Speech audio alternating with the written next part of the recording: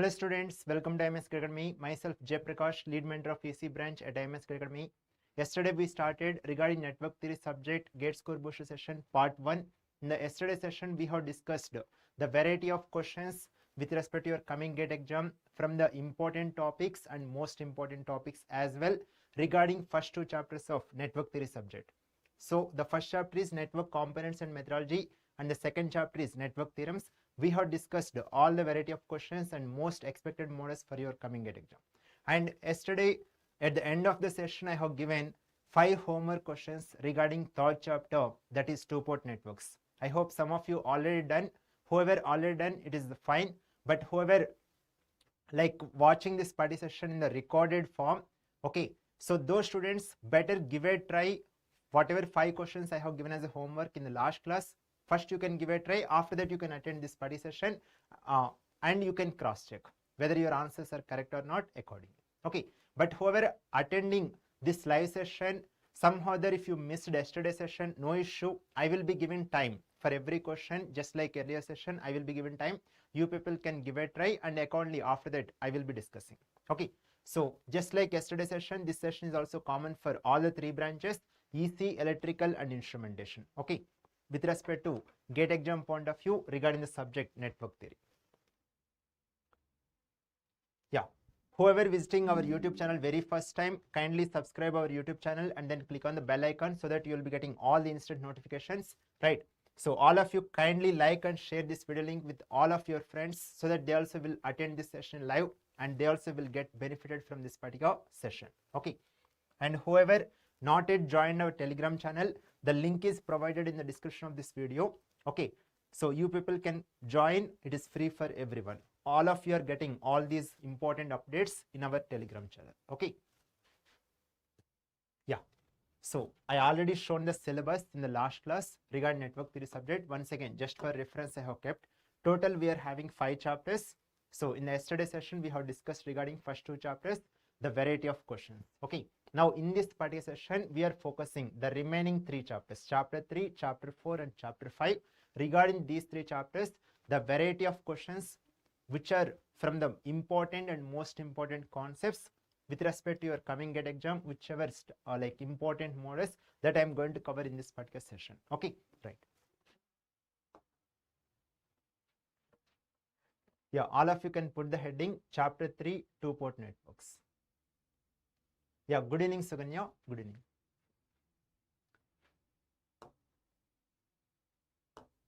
Yeah, so this is the question number 14. In yesterday class we have discussed total 13 questions. Number of questions wise less, but we used to discuss many methods. So with respect to number of questions and whatever extra methods that we are covering, so overall yesterday session, today's session, whatever, by the end of today, last question, with the help of that you will get to know like total how many questions along with extra methods, how many we have covered. So whether it is more than sufficient or not, you people can assess at the end of today's session. Okay, definitely you will feel every student whoever attended right from yesterday first session starting to till this session ending, definitely each and every student will feel proud and will get the confidence and knowledge regarding network theory subject thoroughly with respect to gate exam point of view. Whoever thoroughly prepared earlier, with the help of these 2 sessions, you are getting great learning. Okay, right. Yeah, so this is the question number 14 regarding two-port networks. Here in this question you are having a two-port network, right? It is in the form of T shape. Okay, so for the two-port network shown below, the impedance matrix, Z matrix given Z11, Z12, Z21, Z22. So regarding for this particular network, you have to find out the resultant Z parameter matrix. That is the question.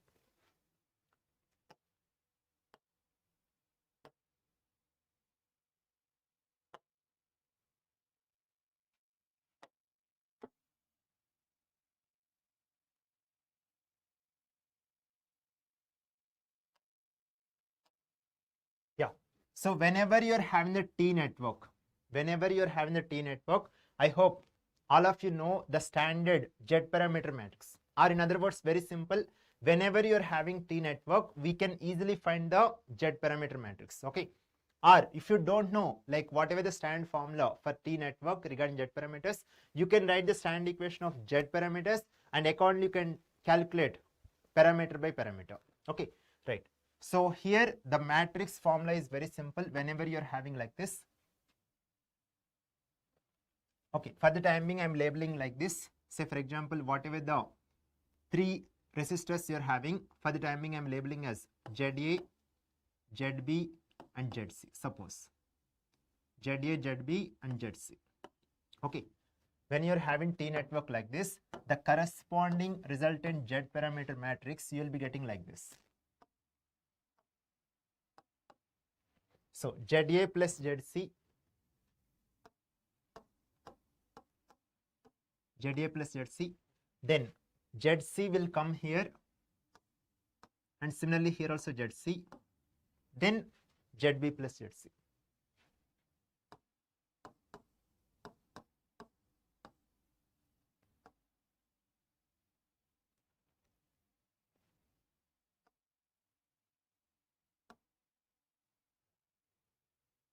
Yes, very good Suganya, very good.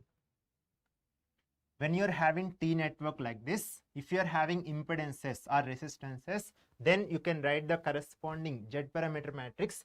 So how you are getting, very simple, ZA plus ZC, that is the first parameter. Okay, then with respect to first port and second port, this branch is common, right? So that branch impedance you are getting here diagonally like this. Okay, and then the last parameter will be ZB plus ZC, ZB plus ZC. Okay, in that way you can easily remember. Now in this question, just substitute the corresponding values whatever they have given. So 20 plus 40, 20 plus 40, then here 40 is there, then 60 plus 40, 60 plus 40.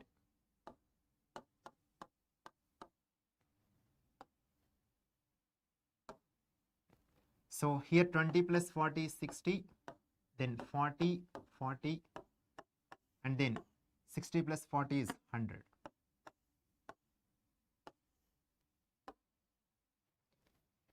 Units will be ohms by default because here impedance parameters means by default units are ohms. Okay, right. So here just observe 60, 40, 40, 100. Option C is the correct answer. See, if you don't know the standard matrix for the Z two-port network, very simple. You write the standard equation of Z parameters. Okay, like V1 equal to what? Z11 I1 plus Z12 I2. Just consider I2 as 0. The moment when you consider I2 as 0, then in this branch no current flows. Then V1 equal to what? Z11 I1. So here, if no current flows in this branch, then 20 ohm and 40 ohm, how they are connected? 20 ohm, 40 ohm connected in series. Equivalent impedance is what? 60. So V1 equal to 60 into I1. From there you are getting Z11, that is 60. Like that also you can do.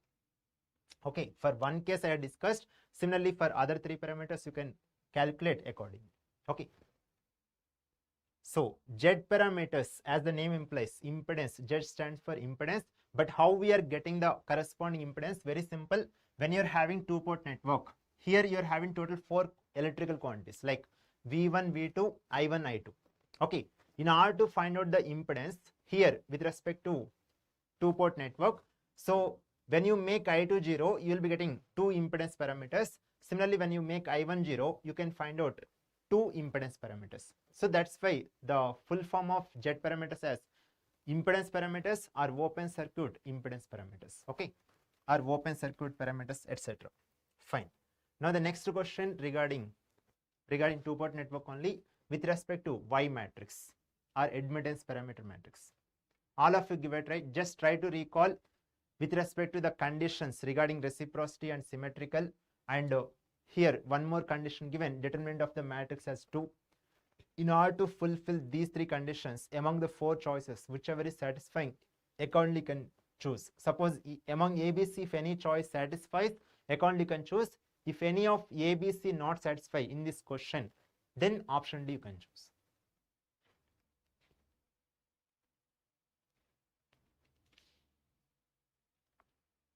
I'm giving time for everyone, just give it a try. I'm not putting timer for the timing because yesterday I shown these questions as homework.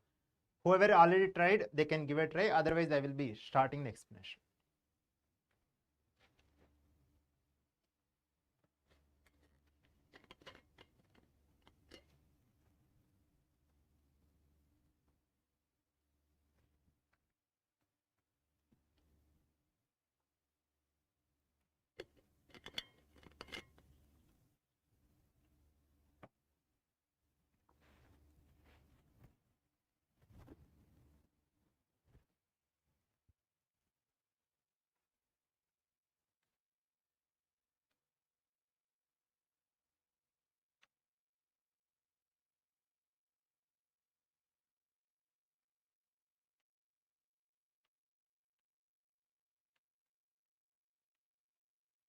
Yes, very good, Suganya. Very good. Option A is the correct one.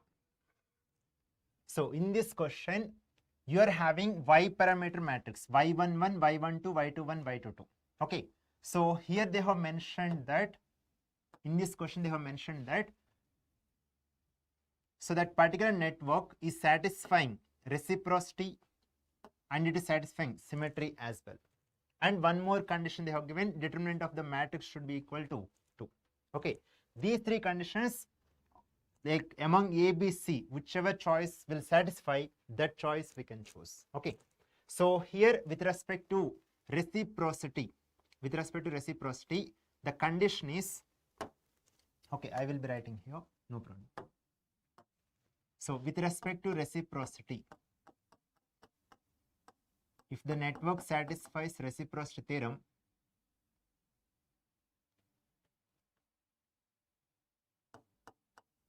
if this network satisfies reciprocity theorem, then we will call that network as reciprocal network.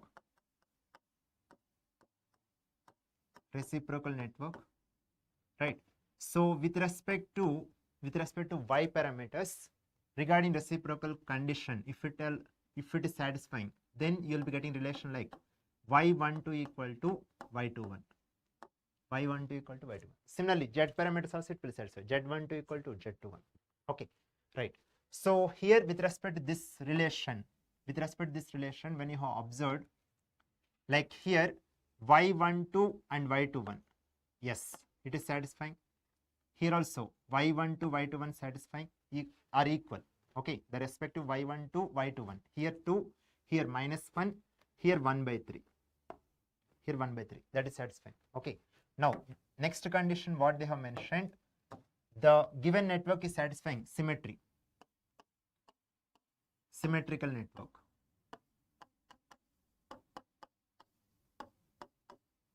So if the network is symmetrical, with respect to y parameters, so y11 equal to y22. That means diagonally this side, these two parameters are having same value. Similarly for z parameters also, like z11 equal to z22. Okay, with respect to z parameters, symmetrical means z11 equal to z22. Similarly with respect to y parameters, y11 equal to y22. So here with respect to this condition, when you have analyzed, here root 6 both are same. Here 3 and 3 both are same. Here 2 and 2 both are same. So with respect to reciprocal, option A, option B, option C satisfying. With respect to symmetrical also satisfying. Now they have given one more condition, determinant of the matrix should be equal to 2.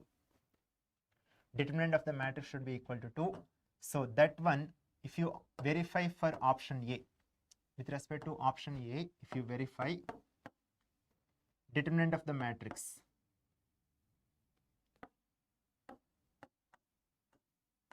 so matrix determinant equal to y11, y22 minus y12, y21. So here root 6 into root 6 minus this side 2 into 2. So root 6 into root 6, you are getting 6 minus 2 2s are 4, 6 minus 4, 2. Yes, only option A is satisfying. If you verify here, 9 minus plus 1, 9 minus 1 is 8, it is not satisfying. Here 4 minus 1/9, yes, definitely it won't satisfy. Since the question is MCQ, only one correct choice will be there. So for this question, option A is the correct answer.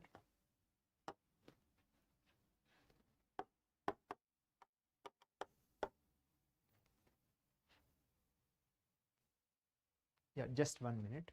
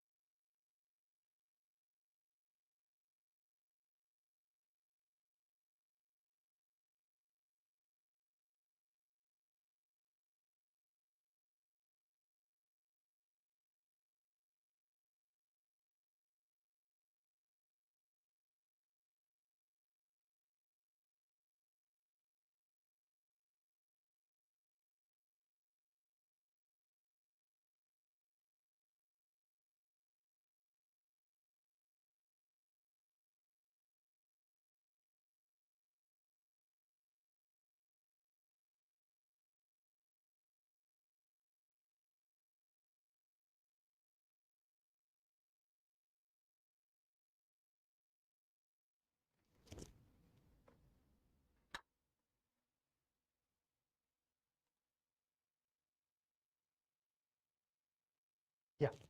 Yeah, sorry for the inconvenience because of some technical issue. Yeah. Yeah, Suganya, I hope it is clearly visible. Yeah, here the correct answer for this question is option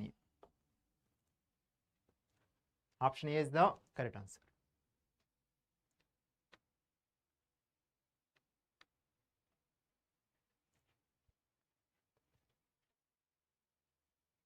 Yeah, next question, question number 16. Question number 16. So this is the MSQ question. Either one option or more than one option can be correct. Either one option or more than one option can be correct. So all of you give it a try. All of you give it a try. In this question, they have mentioned that the network satisfies symmetry. This is the condition. Okay. But here, if you observe the choices, option A, you're having Z parameter matrix, option B, Y parameter matrix, option C, H parameter matrix, option D, ABCD parameter matrix. Okay, this is a question of based on MSQ. If you recall the symmetry condition with respect to all the standard parameters, okay, then accordingly, whichever choice, either one choice or more than one choice, whichever choice is satisfying, accordingly you can choose. MSQ means generally many of the students are having one misconception. Definitely more than one option should be correct. Need not be. Need not be.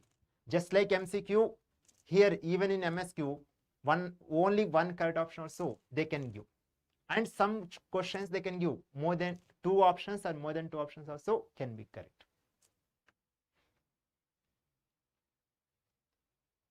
Yeah, all of you give it a try. Just try to recall the symmetry condition.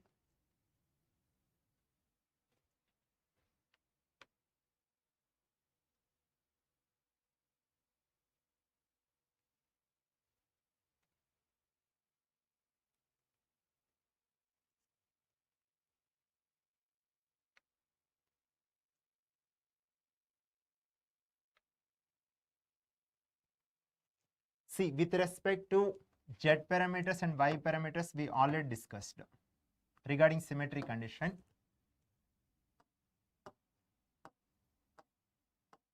Regarding symmetrical network, if the given two-port network is symmetrical, right? So Z12, sorry, symmetrical, Z11 equal to Z22. Similarly, Y11 equal to Y22 with respect to first port and second port. Okay, so here Z11, Z22 are equal. Similarly, Y11, Y22 are equal.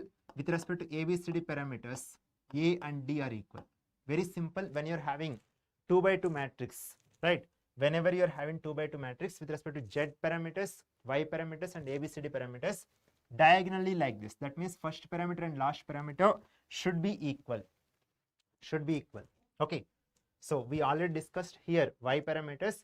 At that time, I already touched regarding Z parameters as well. Exactly similar. It will satisfy for ABCD parameters or T parameters. Okay. Now coming to H parameters. Okay, that I will be discussing. Before that, just have observation. Just have observation here with respect to Z parameters, Y parameters, and H parameters. Z11 first, Z11, Z22. Here in this case, not matching. Z11, Z22, not matching. Right. Here, Y11, Y22, not matching. And coming to ABCD parameters, A and D, not matching.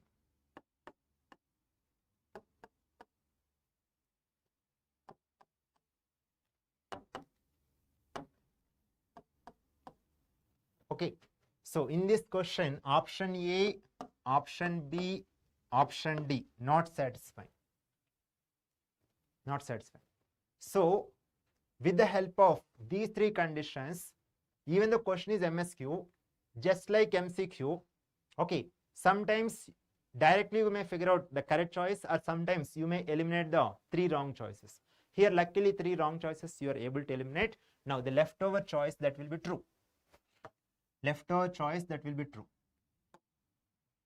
So, whether it is true or not, just try to recall regarding H parameter matrix, the condition in order to say the given two-port network as symmetrical. So the condition here, you will be getting determinant of H parameter matrix will be equal to 1. Determinant of H parameter matrix will be equal to 1. Now just observe here, root 2 into root 2, that is 2, 2 minus 1. Yes, it is satisfied. So final answer for this question is option C. Option C is satisfied. Yes, very good, Saganya. Very good.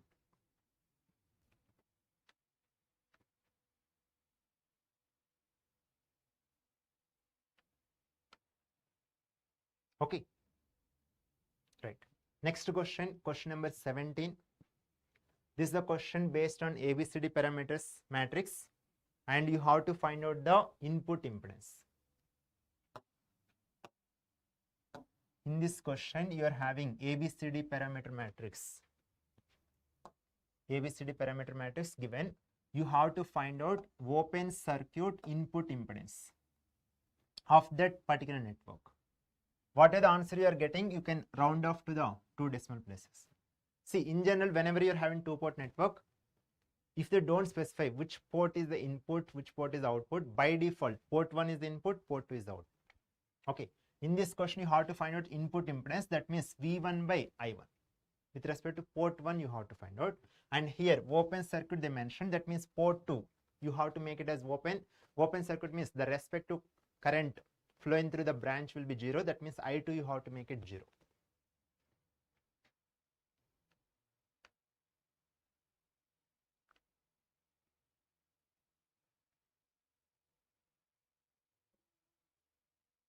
Yeah, all of you give it right. Just I'm giving 1 minute time.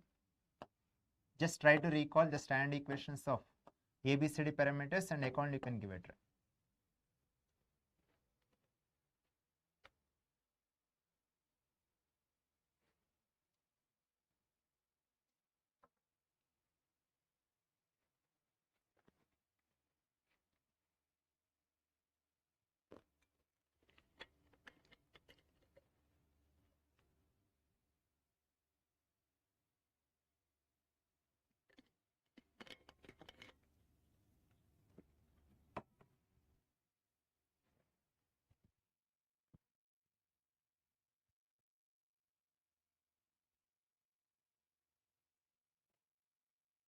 Suganya, cross check once.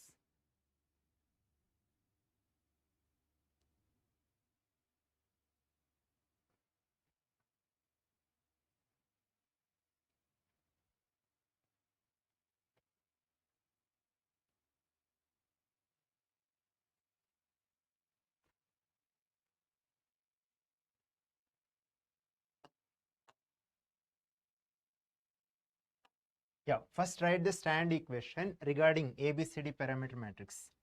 V1 equal to AB2 minus BI2. Then I1 equal to CV2 minus DI2. V1 equal to AB2 minus BI2, I1 equal to CV2 minus DI2. Right? Okay. Now here, as per the question context, input impedance you have to find out. That means V1 by I1. Okay. And here one more word is there, open circuit. That means when you're calculating input impedance, that means with respect to port 1, the other port you have to make it as open circuit. That means here I2 value you have to consider 0. Just consider I2 value 0. When you consider I2 value 0, then V1 you are getting A into V2. V1 equal to A into V2. And similarly, I1 equal to C into V2. The second term becomes 0. Okay. So from there you are getting resultant first term only in the respective equation. Okay. Now, because you want input impedance, so just perform the ratio of these two. From here you are getting V1 by I1. Okay. Input impedance, so you can write with respect to port 1, because it is not clearly mentioned. Okay. Whenever not mentioned which port you have to consider as input or which port as output, by default you can consider port 1 as input, port 2 as output. Okay. So Zin equal to V1 by I1. V1 by I1. So in this case, if you observe right hand side, V2 will get cancelled when you are performing ratio of these two. So you are getting A by C. You are getting A by C. So here A is this parameter, right? A, B, C, D. Okay. A value is 2, C value is 3. C value is 3. Right? Okay. A value is 2, C value is 3. So 2 by 3 you are getting. So you'll be getting 0.666, like that it will go. Okay. So if you want to round off to 2 decimal places, then you can write it as 0.67. 0.67.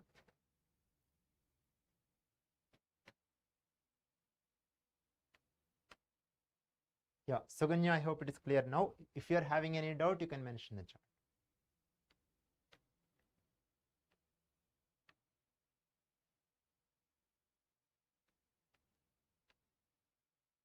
Yeah, with this understanding, now let us, all of you give it a try.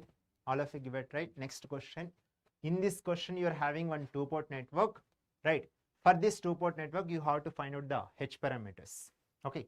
So regarding that, you are having 4 choices. Option A, option B, option C, you are having matrices. If any of these 3 choices won't satisfy, then option D you can choose. All of you give it a try. I'm giving time. 2 minutes I'm giving. All of you can give it.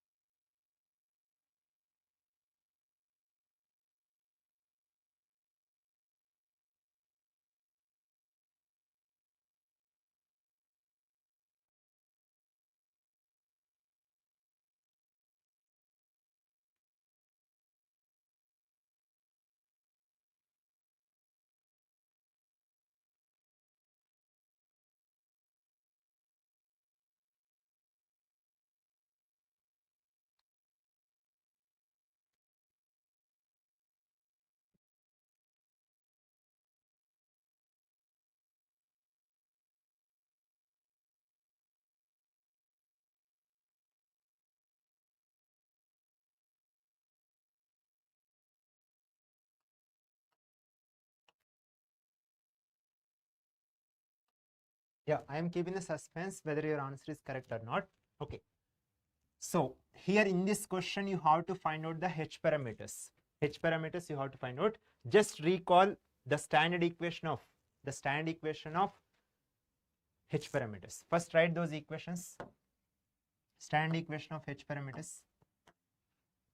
V1 equal to H11 I1 plus H12 V2. Then I2 equal to H21 I1 plus H22 V2. H22 V2. V1 equal to H11 I1 plus H12 V2. I2 equal to H21 I1 plus H22 V2. Right? So these are the standard equation of H parameters. Now, in order to find out H11, H21, okay, you have to make here V2 as 0. If you make V2 0, then with the help of that, you can find out H11, H21. Okay, right. So this is your understanding. So case 1, we are considering V2 0. Case 1, we are considering V2 0. Then from there, this relation, okay, here we are getting, I'm just writing here, when you consider V2 as 0, V1 equal to H11 I1. V1 equal to H11 I1. So that means for this network, when you made V2 0, then calculate V1 in terms of I1. From there, whatever the coefficient here you are getting, that coefficient is nothing but H11. Similarly, here you are getting I2 equal to H21 I1. I2 equal to H21 I1.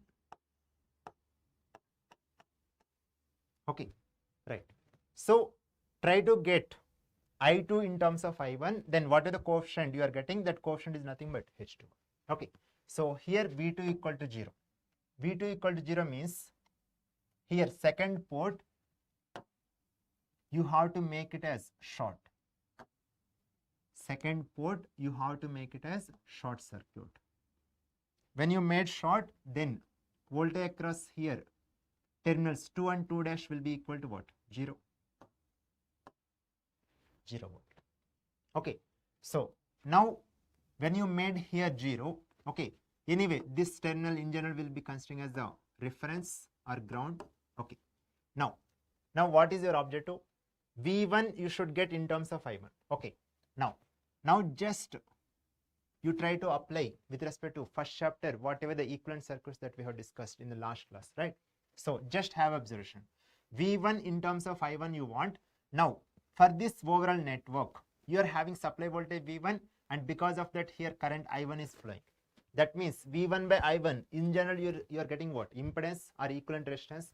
And here if you observe, resistors only present. So just find out equivalent circuit, equivalent resistance with respect to the terminals here 1 and 1 dash. That's all. Okay. Now tell me here 2 ohm and 1 ohm, how they are connected? In this particular network, when you made V2 as 0, 2 ohm and 1 ohm, how they are connected? 2 ohm, 1 ohm.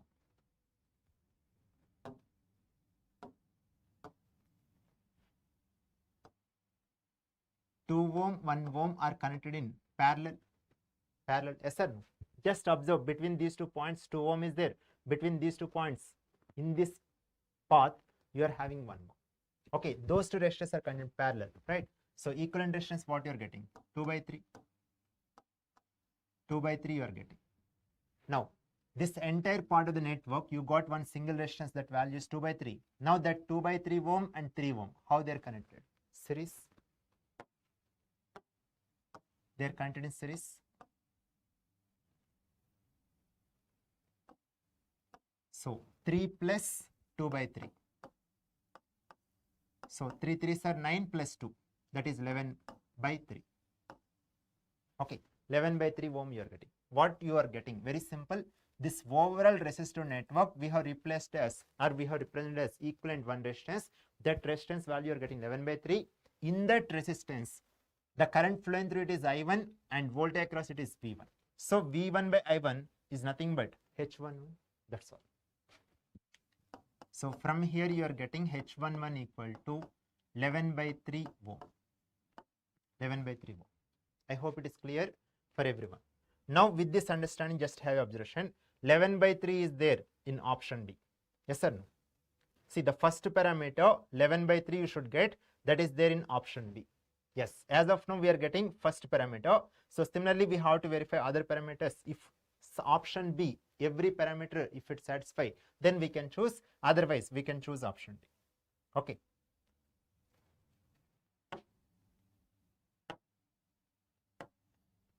Yeah, as of now we got H11 as 11 by 3. H11 as 11 by 3. Now just observe here, in order to find out H21, I2 in terms of I1, I2 in terms of I1. Okay. Now just observe I2 in terms of I1 you should get. Okay. Now, if you observe in this part of circuit, I2 is the current that is flowing through this 1 ohm resistor, and here 2 ohm resistor is there, and here I1 is the current that is flowing through 3 ohm resistor. Now just closely observe, here I1 current is coming like this. After that 2 ohm and 1 ohm are contained parallel. So whenever elements are contained parallel, you can apply current division rule. Okay. So in this branch, if you want the current, so you can apply current division rule. So accordingly you are getting I2 value. So here the current flowing through, okay. See, with respect to this current I1, current I1 is entering. So accordingly, in this branch current will flow like this, right? But with respect to two-port network notation, the current I2 is coming like this. That means actually, with respect to current division rule, when you have applied, because here current is entering, accordingly current will leave in these two branches from this particular node, right? So with respect to that understanding, I am putting minus I2, because very simple. I2 is flowing like this. That means in the opposite direction, minus I2 is flowing. Correct.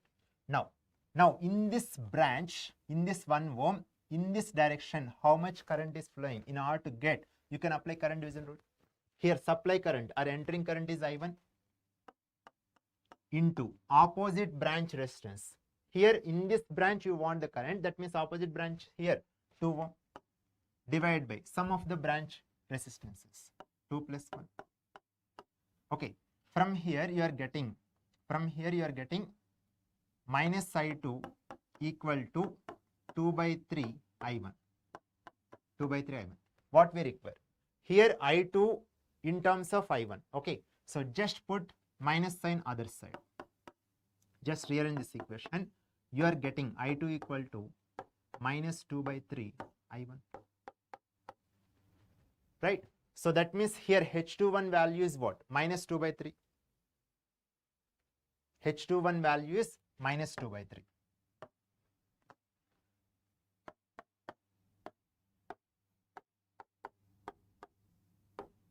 Minus 2 by 3. Because it is ratio of I2 by I1 is nothing but what? Current gain. So it won't be having any units. Okay.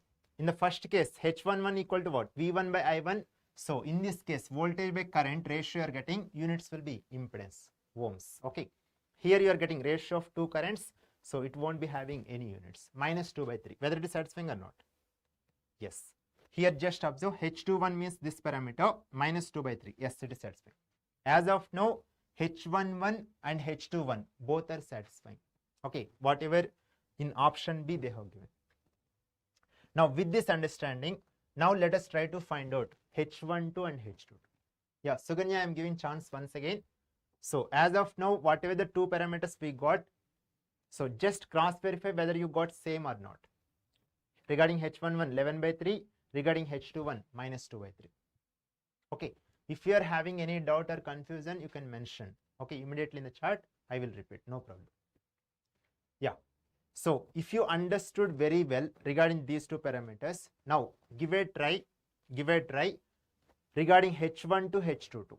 In order to find out H1 to H22, we have to make I1 as 0. Okay, just give a try. So when you make I1 0, I am just writing the equations. Meanwhile, give a try parallel. When you made I1 0, here V1 you are getting H1 to V2. V1 you are getting H1 to V2. when you made I1 0. First term here 0, first term here 0. V1 equal to H1 to V2, I2 equal to H2 to V2.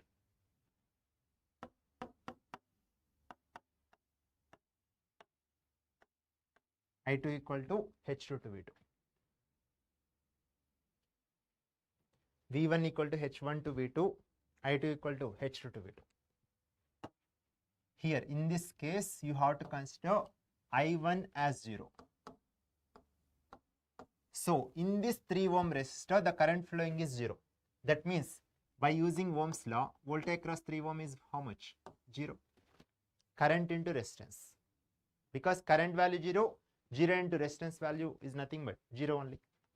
Okay, now with this understanding, even though physically resistor is present here, because of voltage 0, you can consider like short circuit.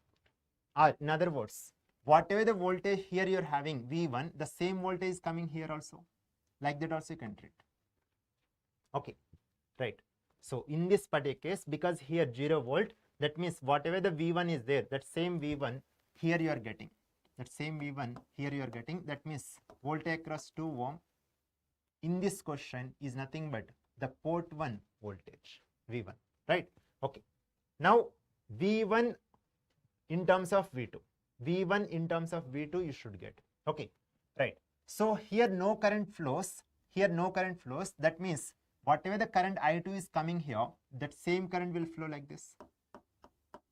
The same current will flow like this. This is the part. Okay. Now, from here you just make a note. By using Ohm's law, V1 you are getting 2 into I2. 2 into I2. Okay. So V1 we got. Now V2 you can write. V2 you can write. Here current I2 is flowing like this. Okay. Current I2 is flowing like this. The same current I2 is flowing like this. So in this branch no current flows. That means here 1 ohm, 2 ohm, how they are connected? Series. 1 ohm, 2 ohm, they are connected in series. Okay. That means you can add the resistances. So now what you are getting? V2 equal to 1 plus 2 into I2. Okay, even though 3 branches are there, but in this branch no current flows. That means whatever the current is entering or flowing through this branch or this component, the same current is flowing like this. That means these two are connected in series. 1 plus 2 is 3. And through the 3 ohm resistor, the current I2 is flowing. So accordingly you are getting 3I2. 3I2. Okay. Now H12 is nothing but from here, if you rearrange, H12 you are getting V1 by V2. V1 by V2. Okay. So just do the ratio from here, V1 and V2. From there you are getting H12. That value how much you are getting? 2 by 3. Because I2 will get cancelled. Now just have a cross check.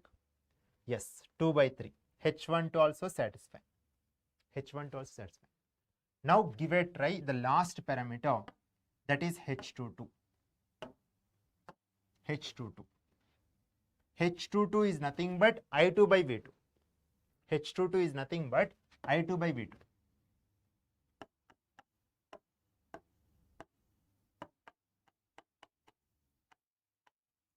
I2 by V2. Already if you observe, V2 in terms of I2 you got, right? So from this relation, okay, from this relation you can write H22 is equal to I2 by V2, right? So I2 you keep one side, V2 other side. Okay, so V2 if you bring this side, it is coming in the denominator. Yes, I2 by V2. That means 3 you bring other side, it is coming in the denominator. So from here you are getting 1 by 3. Dash up I have written because by this time you are familiar. Or in other words, very simple. I2 you can keep as it is. Denominator V2 is nothing but 3I2. I2 is getting cancelled. From there you are getting 1 by 3. In any manner you can do. Based on your convenience, in any way you can do. Okay. So here in this case, ratio of current and voltage, that means units are with respect to admittance or conductance, that means mho. Reciprocal of impedance, right? So 1 by 3 mho. So here you are getting Yes, 1 by 3 you are getting. So with respect to H11 units, sir, in terms of impedance, that is ohms. With respect to H21, because it is a current gain, no units. Similarly, H12, it is the voltage gain, okay, no units. And H22, you are getting conductance, okay, conductance units or admittance units, whatever. So in this question, whatever 4 parameters you got regarding H parameters for the given two-port network, yes, all the 4 respective parameters, it is satisfying with respect to option D. Suganya, is it clear? Any doubt? For this question, option D is the correct answer. Just mention among these 4 parameters, which parameters you got correct. Out of 4 parameters, how many parameters you got correct?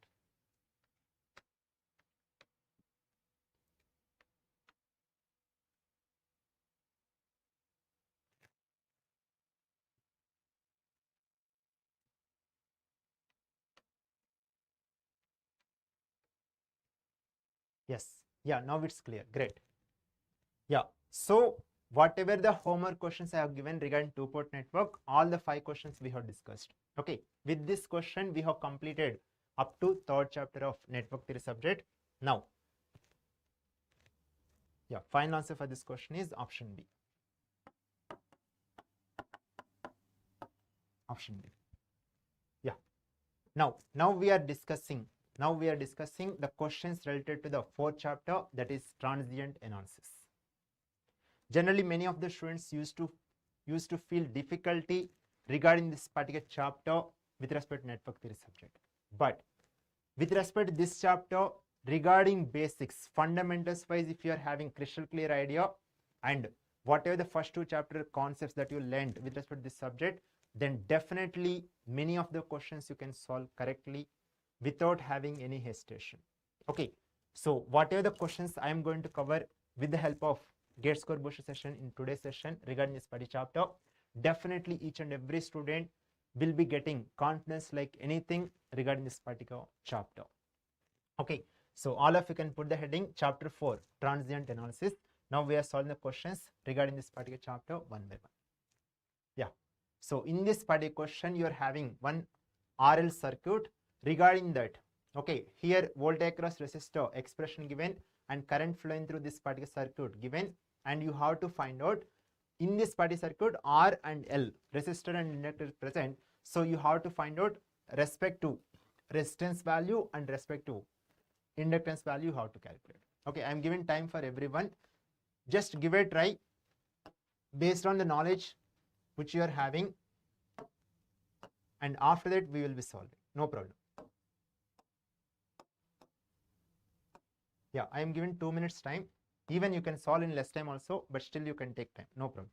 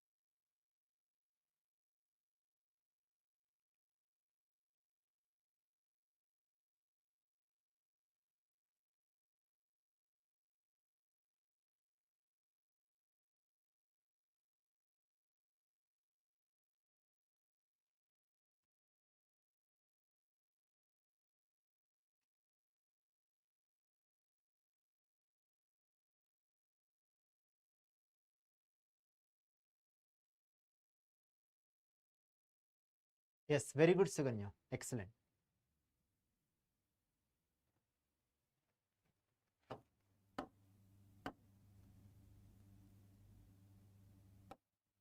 Yeah.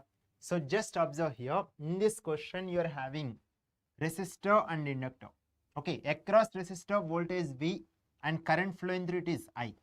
And voltage expression and current expression given, you know very well regarding resistor, Ohm's law. Voltage equal to current into resistance, or resistance equal to the ratio of voltage and current. Okay, so with the help of that basic Ohm's law that you have learnt in the first chapter, with the help of that you can easily get the R value.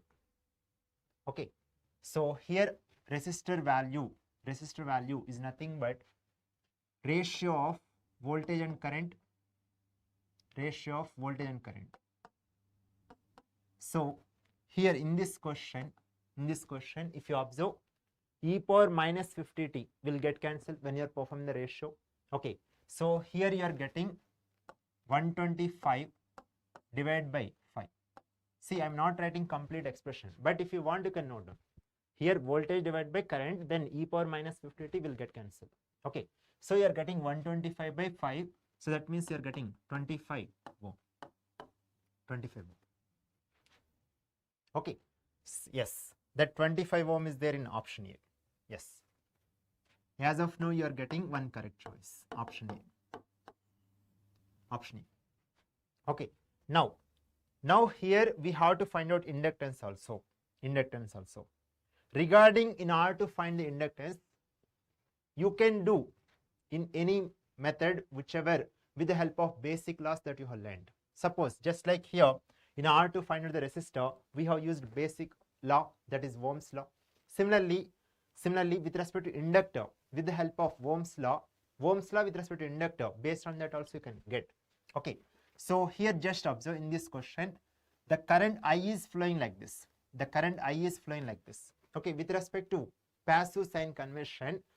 Now here you are having resistor, current is entering here, current enters at positive terminal. Yes, it's correct. Now accordingly, in the same way, if you continue further, the current I is flowing through the inductor like this.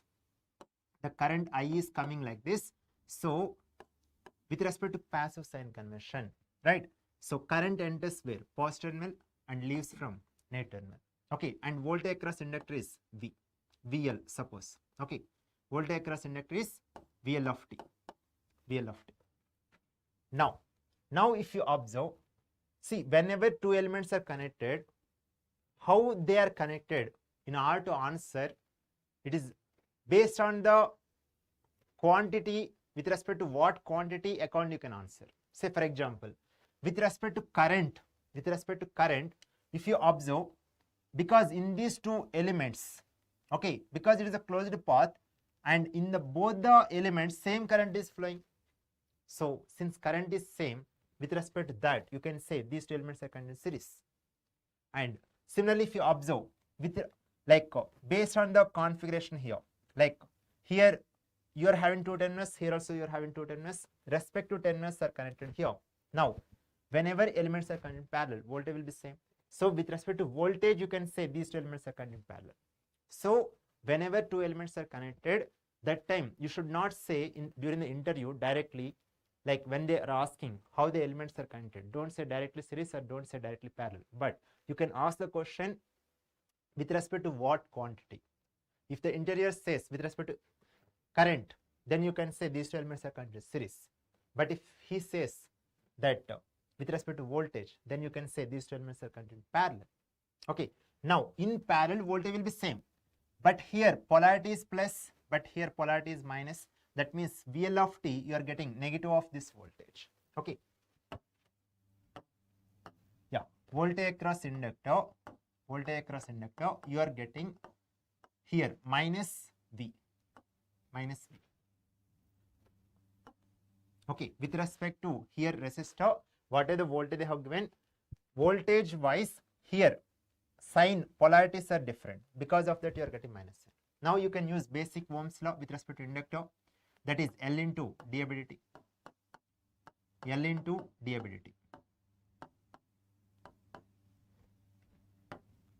Now here V is nothing but this expression 125 e power minus 50t. E power minus 50t. Okay. Now L value we have to calculate. Now derivative of here current expression. See, the current flowing through inductor is same as the current that is flowing in this particular circuit, whatever the notation they have given, right? Now just perform the derivative. Directly I am writing here 5 as it is, e power minus 50t derivative is e power minus 50t into derivative of this term. Derivative of that term you are getting minus 50. So this whole term is equal to this term minus 125 e power minus 50t. Okay. Now you can equate and do the cancellation whatever the respective terms are matching. Here e power minus 50t is getting cancelled, and then minus sign is getting cancelled. Then here 5 25 times and 25 2 times. That means what you are getting 2L equal to 1. Okay, 2L equal to 1. From here if you rearrange, L value you are getting 1 by 2, that is equal to 0.5 Henry. L value you are getting 0.5 Henry. Yes, that is there in option C. Yes, L value is there 0.5 Henry in option C. So just like with respect to resistor, Ohm's law which we have used, exactly similar manner you can use with respect to inductor. But only one precaution here. Generally many of the students may consider, they may not focus about the sign. So the sign is very important. Of course here, because inductance, as we have discussed in the last class also, whatever the practical resistor, inductor, capacitor that we are having, those are positive values. Okay, right? So definitely you will be getting positive. But sometimes few students might have not noticed the polarity, but magnitude wise they might be getting 0.5. Anyway, options wise no confusion because there is no negative. So accordingly, some students may choose 0.5. But here for 0.5 is the final answer correct only, but you have to take care about the sign. Then only you will be getting that minus sign is getting cancelled. And here one more important observation with the help of this solution part. Like last class we have discussed, whenever any element is delivering, that means current has to leave from where? Positive terminal. Then only that element is delivering the power. Now here in this particular notation, in this particular circuit, the notation that I have considered with respect to passive sign convention. Okay, so current enters where? Positive terminal.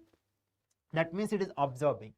But like whatever circuit here you are having, that is till before the switching action. See, it is not complete circuit, it is like part of the circuit that you are having. Okay, after the switching action, till before the switching action, there was some independent source was connected for this circuit, but for t greater than or equal to 0 onwards, that particular independent source not connected for this part of circuit. That means now this circuit is an example of source free RL circuit. Now in this particular circuit, definitely resistor always will absorb the power, but now inductor will act as a source. Okay, now in order to say how the inductor is actually acting as source, now you can observe like here current direction we have considered like this, and here I have considered passive sign convention plus, but here if you observe you are getting voltage value what? Negative. That means actually you have to change the polarities. Now okay, if you change polarities, then what is happening? Here you are getting minus, here you are getting plus. That means current leaves from where? Positive terminal. If current leaves from positive terminal, that particular element is delivering the power. Okay, in the interview time, if you are supposed to justify, you can easily justify. I hope all of you got the clarity.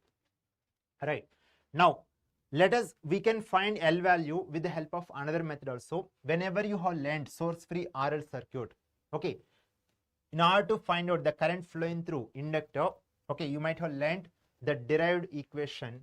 Okay, the current flowing through inductor, IL of t is equal to I naught into e power minus t by tau. I hope all of you learned this particular standard equation for source free RL circuit. IL of t equal to I naught into e power minus t by tau. in this question, as I have mentioned, IL of t and I, one and the same. Okay, now here already you calculated R value. Right? Now we have to calculate L value. Okay, for L value, I'm giving another approach. Now here, in this case, where tau equal to L by R. Right? Now just observe here, I naught is 5 ampere, that's fine. E power minus t by tau format, or in other words, you can say if you do reciprocal, you will be getting what? 1 by tau equal to R by L. Now just observe here, e power minus t into 1 by tau, or e power minus t divided by tau. Okay, so that 1 by tau is nothing but R by L, and here 1 by tau is nothing but what? 50. Correct? So just from here, if you correlate, you will be getting here 50 equal to R by L. 50 equal to R by L. And R value we already got, that value is 25. Just substitute here.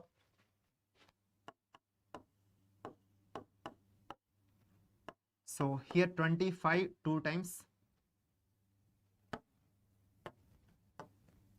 25 2 times. So from here you are getting 2 equal to 1 by L, or in other words, if you do cross multiplication, L value you are getting 1 by 2. That is nothing but 0.5 Henry. 0.5 Henry. Same answer. Whoever know the stand equation, the current flowing through source free RL circuit is nothing but initial current into e power minus t by tau. Okay. So here 1 by tau equal to 50 and tau equal to L by R. So from there you are getting 1 by tau as R by L. With the help of R value, you can get L value.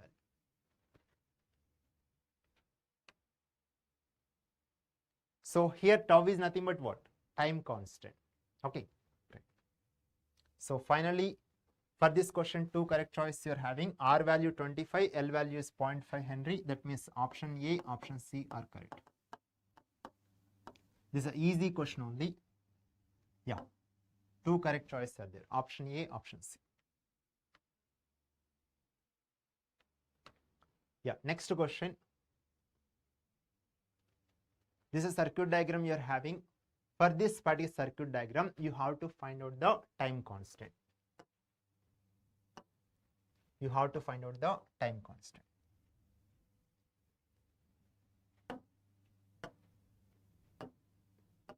Yeah, I am giving 1 minute time. All of you give a try.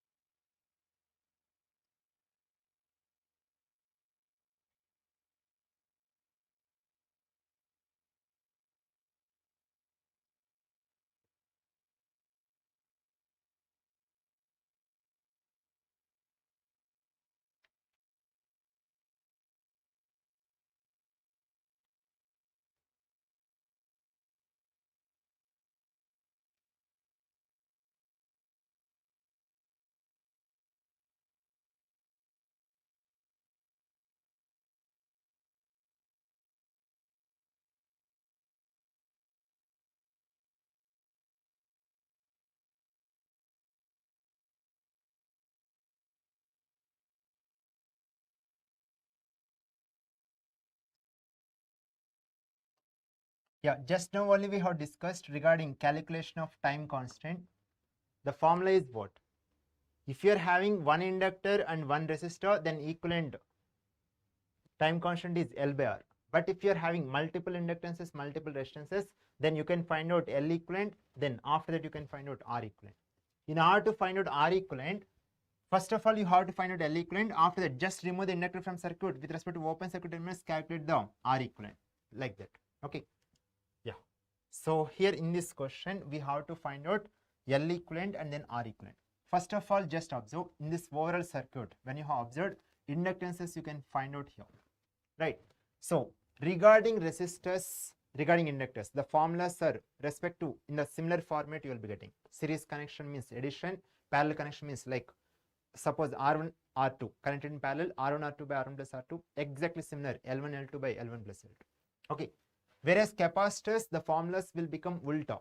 Okay, series connection with respect to resistors, inductors, whatever the format you are getting, respective format you will be getting capacitors connected in parallel. And similarly, regarding resistors and inductors, parallel configuration, whatever the formula or format that you are getting, exactly similar format you are getting when capacitor is connected in series. Why it is happening? Because the respective impedances when you have written with respect to impedance of resistor R, with respect to inductor j omega L, with respect to capacitor 1 by j omega C. Because that C is coming in the denominator, that's why the formulas are becoming accordingly. Okay, I hope all of you can recall. Fine. Now here, these two inductors are connected in parallel and both are having equal inductance, right? 2 Henry connected in parallel with 2 Henry, that means you are getting equivalent as 1 Henry. Now after that, this 1 Henry and 1 Henry connected in series. So that means here you are getting L equivalent as 1 Henry parallel with 1 Henry. That means you are getting 1 by 2 Henry. 1 by 2 Henry or 0.5 Henry, you can write, no problem. L equivalent you are getting 1 by 2 Henry. Now very simple, whatever this part of circuit, equivalent inductance that you got, now just remove that inductance from the circuit. Just remove that inductor from circuit, then terminals becoming what? Open. With respect to that open circuit terminals, with respect to the open circuit terminals of inductor, you have to find out R equivalent. Okay. Now here you are having 2 ampere source. Okay. Whatever we have discussed in order to find out the Thevenin's equivalent resistance or Norton's equivalent resistance, exactly similar procedure you are following. Okay. Here current source is present, you can make it as open. Okay. Whereas here 2 volt source is there, so we'll make it as short. Here 2 volt source is there, so you can make it as short. Voltage source means short, current source means open regarding independent sources. Okay. Now here with respect to these two terminals, we have to find out the R equivalent. Now just observe. Here, because current source we have removed, that means in this branch no current flows. Whenever you are having one resistor like this, because in this branch no current flows, you can ignore that particular resistor. Okay. This is not, even the physically resistor is present, but one terminal only fixed here, one terminal only connected here, but other terminal is kept like open. Okay, right? Okay. Now, with respect to these two terminals, we have to find out the equivalent resistance. Now, when you have observed here, these two 1 ohm resistors are connected in parallel with respect to these two terminals, right? So here equivalent resistance, how much you are getting? 0.5 ohm. 0.5 ohm. See, the moment if you are applying basics of this chapter, after that solving wise, you are feeling like just like first chapter circuit, that's all. And similarly, based on the requirement, either first chapter or second chapter, the respective concept we will be using. But with respect to this chapter, the basics wise, if you are having crystal clear idea, then damn sure you can solve the questions of transients chapter just like that. Just like the first chapter and second chapter questions, whoever felt easy, exactly the same feel you can get with respect to this chapter. But even though you can solve the transients chapter questions of network theory subject easily, but many of the students are unable to solve. The reason is basics wise not clear. That is the problem. But basics wise, if you are able to get crystal clear idea, then you will feel this one of the easiest chapter. That much feel you will be getting. Okay, I will make sure whatever the selective questions I am discussing with the help of this session, damn sure everyone will be getting confidence, and at least the basic level questions, whatever the models that I am covering, at least the respective model, if you are getting, damn sure you can get correct answer. Okay, in the coming unit. Fine. So here R equivalent you are getting 0.5 ohm. 0.5 ohm, or you can write 1 by 2. 0.5 or 1 by 2. Okay. Now tau, time constant tau is nothing but what? L equivalent by R equivalent. Generalized case, the formula is L equivalent by R equivalent. Now L equivalent we got 1 by 2, and R equivalent also.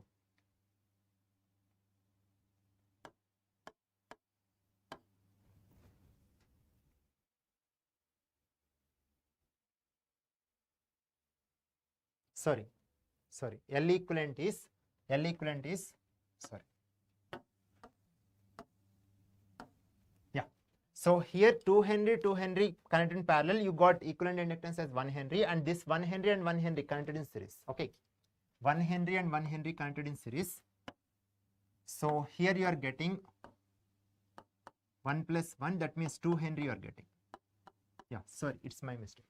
Yeah, here 2 Henry connected in parallel, that is equivalent inductance is 1 Henry. That 1 Henry and 1 Henry connected in series, so you are getting L equivalent as 2 Henry. Fine. Now whatever the 2 Henry inductor you got, just remove from circuit, then 10 must become open. After that you are finding equivalent resistance. Here 1 ohm connected in parallel, equivalent resistance is 1 by 2. Yes, it's correct. Now L equivalent is 2 Henry we got. L equivalent 2 Henry, whereas R equivalent we got 1 by 2. R equivalent we got 1 by 2. Now this 2 will go numerator.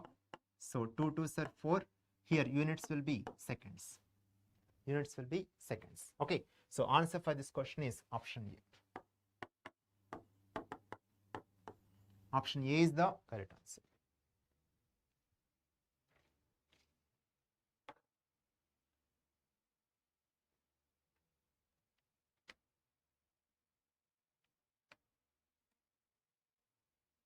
Yeah, I hope it is clear for everyone.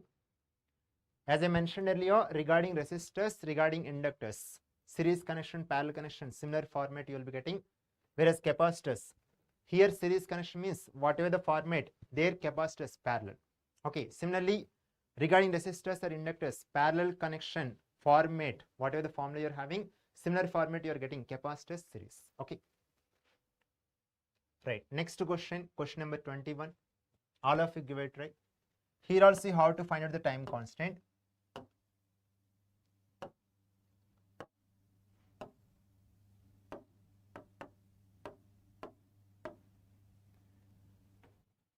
Yeah, I am given 2 minutes time. All of you give it right.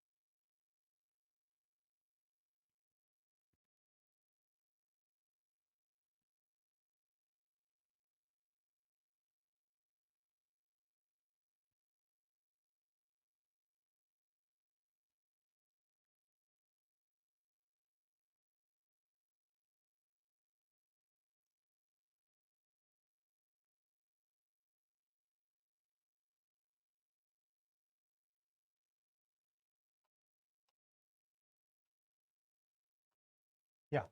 So here if you observe, just like earlier question, we have to find out the time constant, right? And here part of circuit, if you observe, like overall circuit, you are having combination of resistors and inductors, right? And in this question, only one inductor. Okay, if only one inductor is there, obviously L equivalent is that inductance value itself. Okay, so in this case, you are having L equivalent as 200 millihenry. L equivalent as 200 millihenry. 200 millihenry. Now, just like earlier, we have to remove the equivalent inductance, whatever you got, just remove from the circuit. Then terminals will become open. Across the open circuit IMS, you can find the R equivalent. Okay. Now, if you remove the inductor from circuit, then terminals become open. Across the open circuit terminals, you have to find out the R equivalent. Right. Now here, if you observe, you are having voltage source. Okay. So this voltage source, you can make it as short because it is an independent source. Yeah, we can make it as short. Now here resistor is there, here also resistor is there, no problem. But here what you are having? Dependent source. When you are having dependent source, we cannot replace with its internal resistance because we don't know that value. Okay. So whenever now in this circuit, if this dependent source not there, then definitely you can find the equivalent resistance. But here you are getting along with resistors dependent source. That time which method we can use? Test source method. Okay, that's why I already put the heading. We already covered good number of questions in yesterday's session. Okay, right. Now here you can connect one test source. That source can be voltage source and that source can be current source as well, based on your convenience. Now just observe here, if you connect voltage source, then because of that here directly voltage or current you cannot get. But if you can connect current source, directly you can get voltage and current here. Okay. Now here you can connect one test source. Okay. Current source I am considering. Now that current source direction, in which direction we have to consider? In this question, with respect to 100 ohm, voltage polarity given plus minus like this, that means current is flowing like this. Okay. So accordingly you can treat here current source direction like this. But if this voltage not given, then you can consider either this direction or that direction based on your convenience. But here in this question, because of voltage polarity like this, you can assume current is flowing like this. Okay, right. So here you can assume current source value as 1 ampere. Current source value is 1 ampere.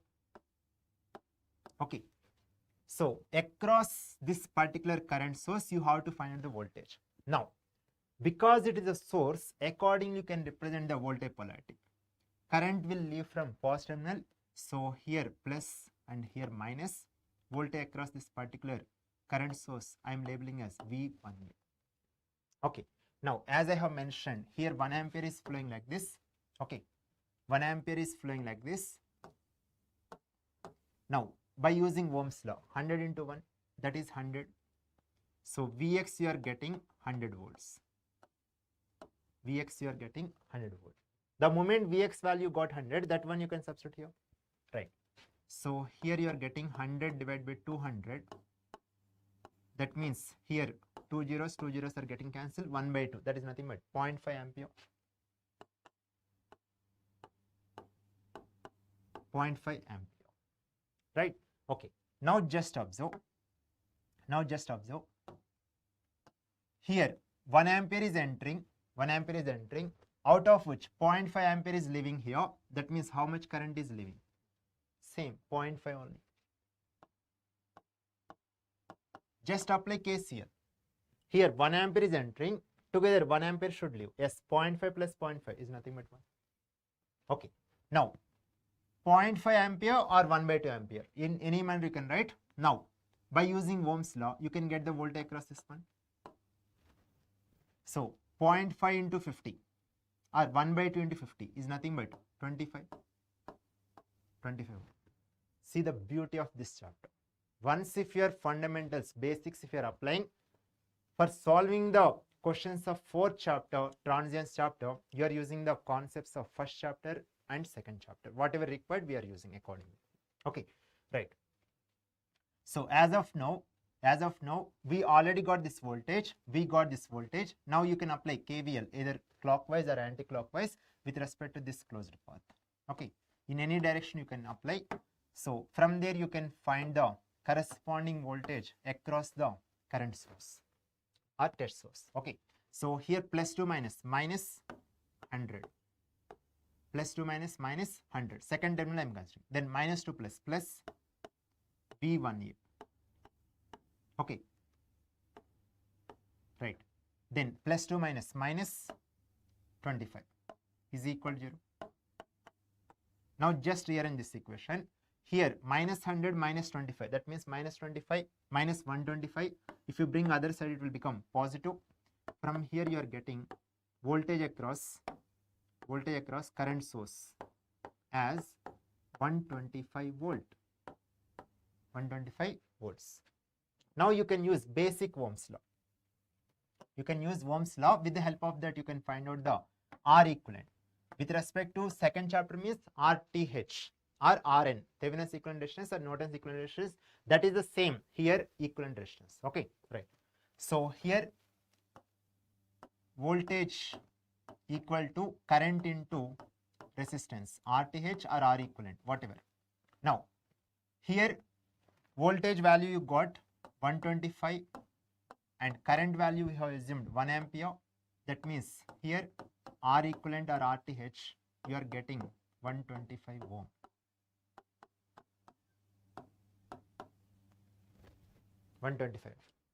Okay, see, with respect to the given circuit, only one inductor is there. Obviously L equivalent is that one. Okay, now remove that inductor from circuit, then terminals become open. Across the open circuit terminals, we have to find out the R equivalent. Okay, so we got L equivalent and we got R equivalent. Now you can use the formula in order to find out the time constant. Time constant equal to L equivalent by R equivalent. L equivalent is 200 millihenry. 200 milli divided by R equivalent, we got 125 ohm. 125.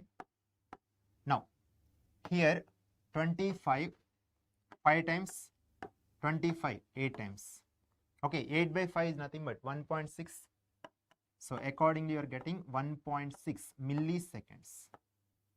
1.6 milliseconds. Because it is a time constant, units will be in the order of second, but here you are getting like because of milliampere, accordingly you are getting milli. Okay, sometime you may get milli in the order of milli or in the order of micro, etc. Based on the given context with respect to order of units, accordingly you can rearrange. Okay, so the final answer for this question is 1.6. 1.6.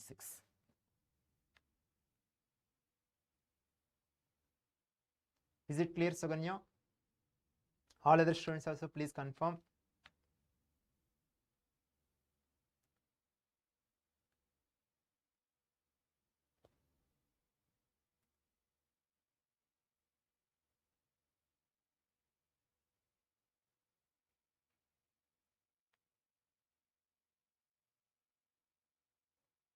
Yes, I hope it is clear for everyone. Right. Now the next question.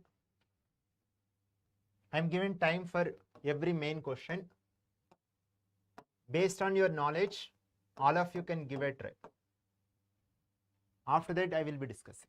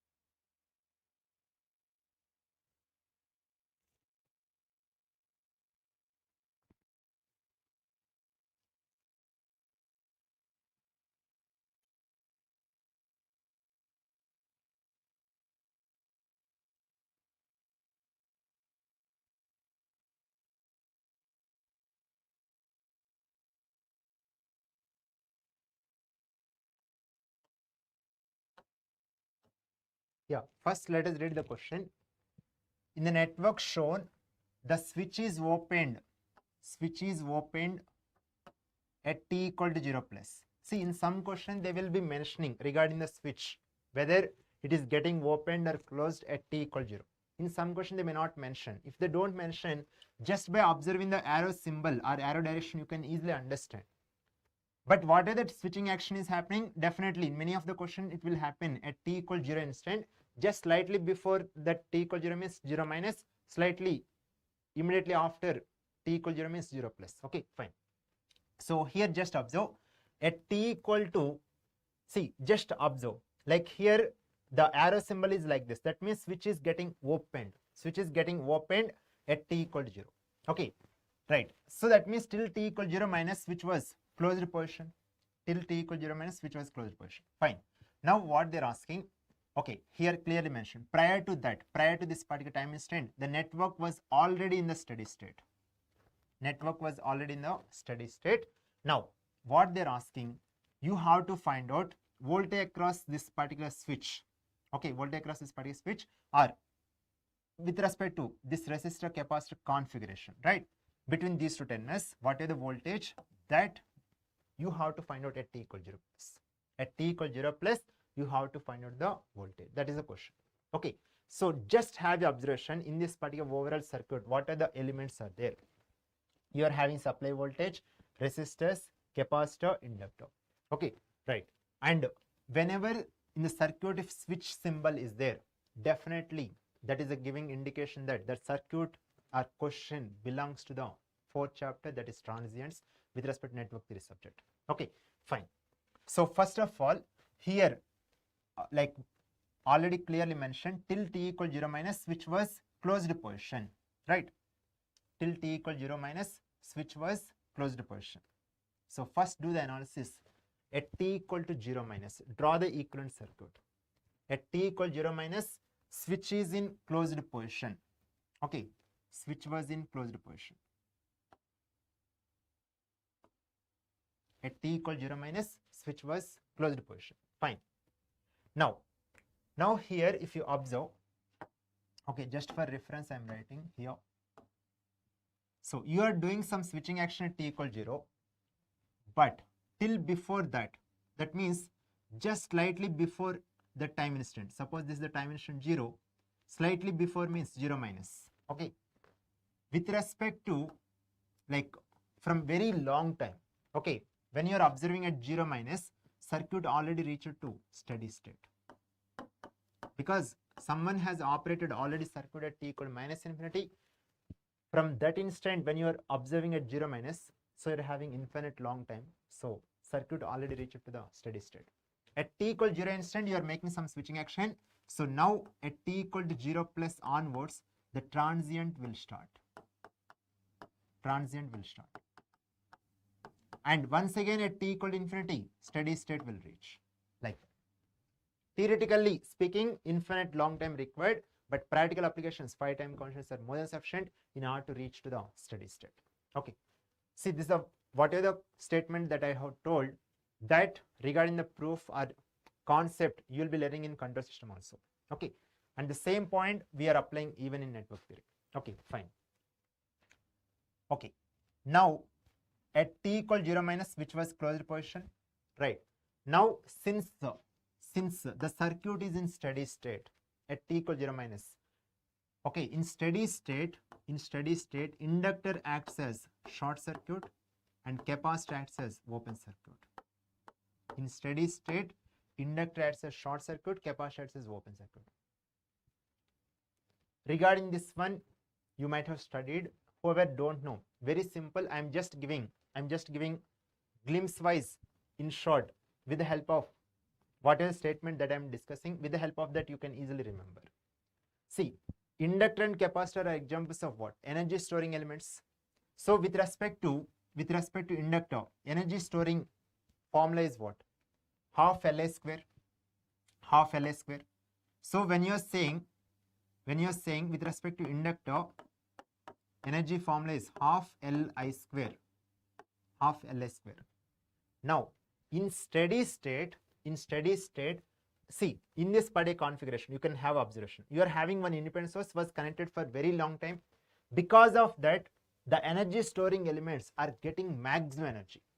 Getting maximum energy means if energy is maximum, here half anyway constant, L is constant. So IL square should be maximum constant. That means IL value should be maximum constant. Now tell me, with respect to any component, or branch, if you want to say the current flowing through that particular component or branch in order to happen maximum, whether that scenario will happen in open circuit or short circuit. Obviously short circuit. Okay, so in that manner you can easily remember. In one case, if you remember, it is self-understandable for other case. Or similarly, in another sense, with respect to capacitor, if you recall, the formula is energy stored in the capacitor is half CV square. Energy stored in the capacitor is half CV square. Half CV square. Now here also energy stored in the capacitor should be maximum. So half is constant, C is constant. So that means VC value, if it is maximum, VC square will be maximum. Accordingly, energy stored in the capacitor will be maximum. So if you make short, voltage across that branch is what? 0 volt. But if you want to make voltage across that branch as maximum, it can possible only in the open circuit case, right? So accordingly, here you are getting. So somehow or other, one case you remember, okay, with respect to inductor capacitor in steady state behavior, okay, if inductor behaves as short circuit, in the steady state, inductor behaves as short circuit, that means capacitor will behave as exactly opposite open circuit. Now, whatever the behavior in the steady state with respect to inductor is happening, exactly opposite in the transient. Okay, in the transient case, inductor will behave as open circuit and capacitor will act as short circuit. Okay, these are the basics that I have touched, however, not that much strong regarding this particular chapter. So for them I have discussed the brief. So once if you know these basics, that is more than sufficient to solve many of the questions of this chapter just like that. Okay, now with this understanding, here you are having inductor will act as what? Short circuit. Inductor will act as short circuit in steady state. Inductor will act as short circuit in steady state.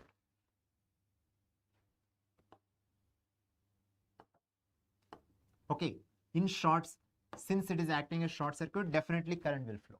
Simple, common sense if you are having, accordingly you can decide. If you kept open, whether current will flow? No. But you are saying energy should be maximum. When it can be maximum? If current flows.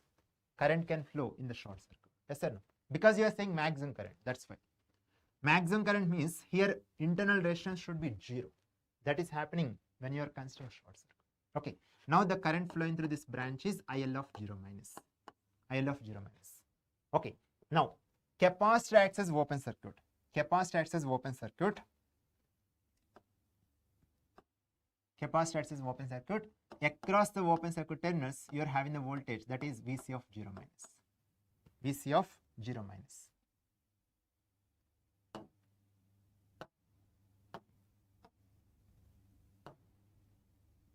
Yeah, VC of 0 minus. Now just observe.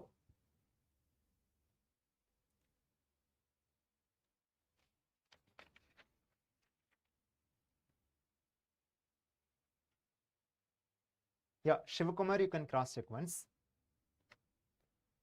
Yeah, here just observe. The moment here capacitor terminals are open, whether any current flow in this branch? No. In this branch, no current flows because here open circuit. Okay. So that means here voltage drop will be what? 0 volt. Here the current flowing here it is 0. By using Ohm's law you are getting 0 volt. Okay. Now just tell me what is the voltage across these two terminals? What is the voltage across these two terminals? See, this terminal is same as this terminal and this terminal is here because voltage drop is 0, that terminal is as good as this terminal. And here if you observe, between these two terminals are nothing but between these two terminals, here you are having what? One short line, right? One line was there, it is simply shorted. That means the respective two nodes are shorted with the help of one wire. When you are having like that, what is the voltage across that? 0 volt. Here in this case you are getting 0 volt. Now the same 0 volt you are getting here, Vc of 0 minus equal to 0 volt. That is same as Vc of 0 plus. Vc of 0 plus. Okay, fine. Now, because no current flows here, obviously because of this supply, the current is flowing like this. This is the closed path. Yes, right. Now here just observe, across this 10 ohm, you are having supply as 10 volt. Supply as 10 volt. Now by using Ohm's law, 10 divided by 10, that is nothing but 1 ampere is flowing. Yes. Now in this case, you are getting IL of 0 minus is equal to 1 ampere. That is same as IL of 0 plus. IL of 0 plus. Okay. So in this way, first of all, you should calculate the initial value with respect to the memory elements or energy storing elements. In this case, through the inductor current is flowing, whereas because here the path you got because of short, that is the reason here you got 0, but somehow other if you are having some component here, resistor, etc., then definitely you are getting, because here current is flowing, voltage you are getting, according that's the same voltage you will be getting. Okay, right. Now, so this is the first observation. We have to calculate the initial current through the inductor and initial voltage across the capacitor. Now you have to draw the equivalent circuit at t equal to 0 plus. At t equal to 0 plus, the switch configuration was what? Open. So the switch was already kept open at t equal to 0 plus. Fine. Now you have to calculate voltage across those two terminals, that is Vs of 0 plus. So this one we have to calculate now. Right? Okay. Now here at t equal to 0 plus, inductor behaves as open circuit, exactly opposite. Inductor behaves as open circuit, but here just now you got initial current as 1 ampere, that you have to connect in parallel. Okay. So that 1 ampere we have to connect in parallel to that particular inductor open circuit combination. So this is the equivalent circuit at t equal 0 plus. At t equal 0 plus, inductor behaves as open, but because of this calculation, since we got initial current, that current we have to represent in parallel to this path. Okay, fine. This is 1 ampere. Next, at t equal 0 plus, capacitor acts as what? Short circuit. Capacitor acts as short circuit. Now initial voltage here you got 0. Okay, when you got 0, you don't need to consider, but when you got other than 0, that voltage source you will connect in series. So here capacitor acts as short circuit at t equal to 0 plus. At t equal to 0 plus. Okay, fine. So we have got the equivalent circuit. Now our objective is between these two terminals we have to find out the voltage. Okay, now just have observation. Here terminals open, no current flows. Here supply is there, 5 ohm is there, and then 10 ohm, and here 1 ampere. Yes, this is the closed path you are getting. Yes. Now the moment if you draw the equivalent circuits, now when you are observing the circuit, it is as good as first chapter or second chapter, whichever concept is required, accordingly you can apply. Okay, now just observe, 1 ampere is coming like this. Yes or no? That 1 ampere is coming like this. Because here terminals are open, because switch was kept open, this entire 1 ampere is coming like this. Yes. Now by using Ohm's law, here 1 ampere into 5, that means 5 volt you are getting. 5 volt you are getting. Okay.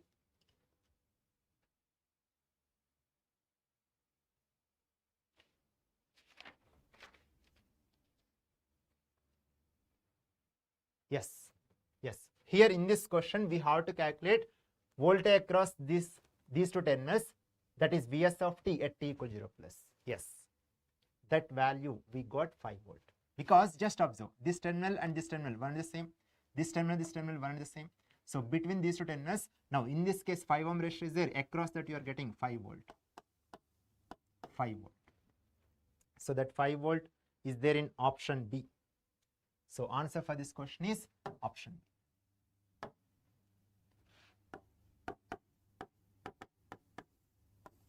Is it clear, Shivakumar? Suganya, just confirm, is it clear or not?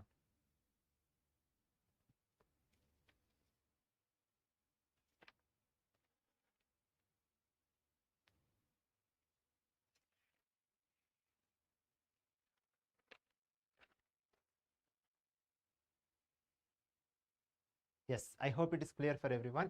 Now the next question, question number 23. Question number 23. All of you can give a try.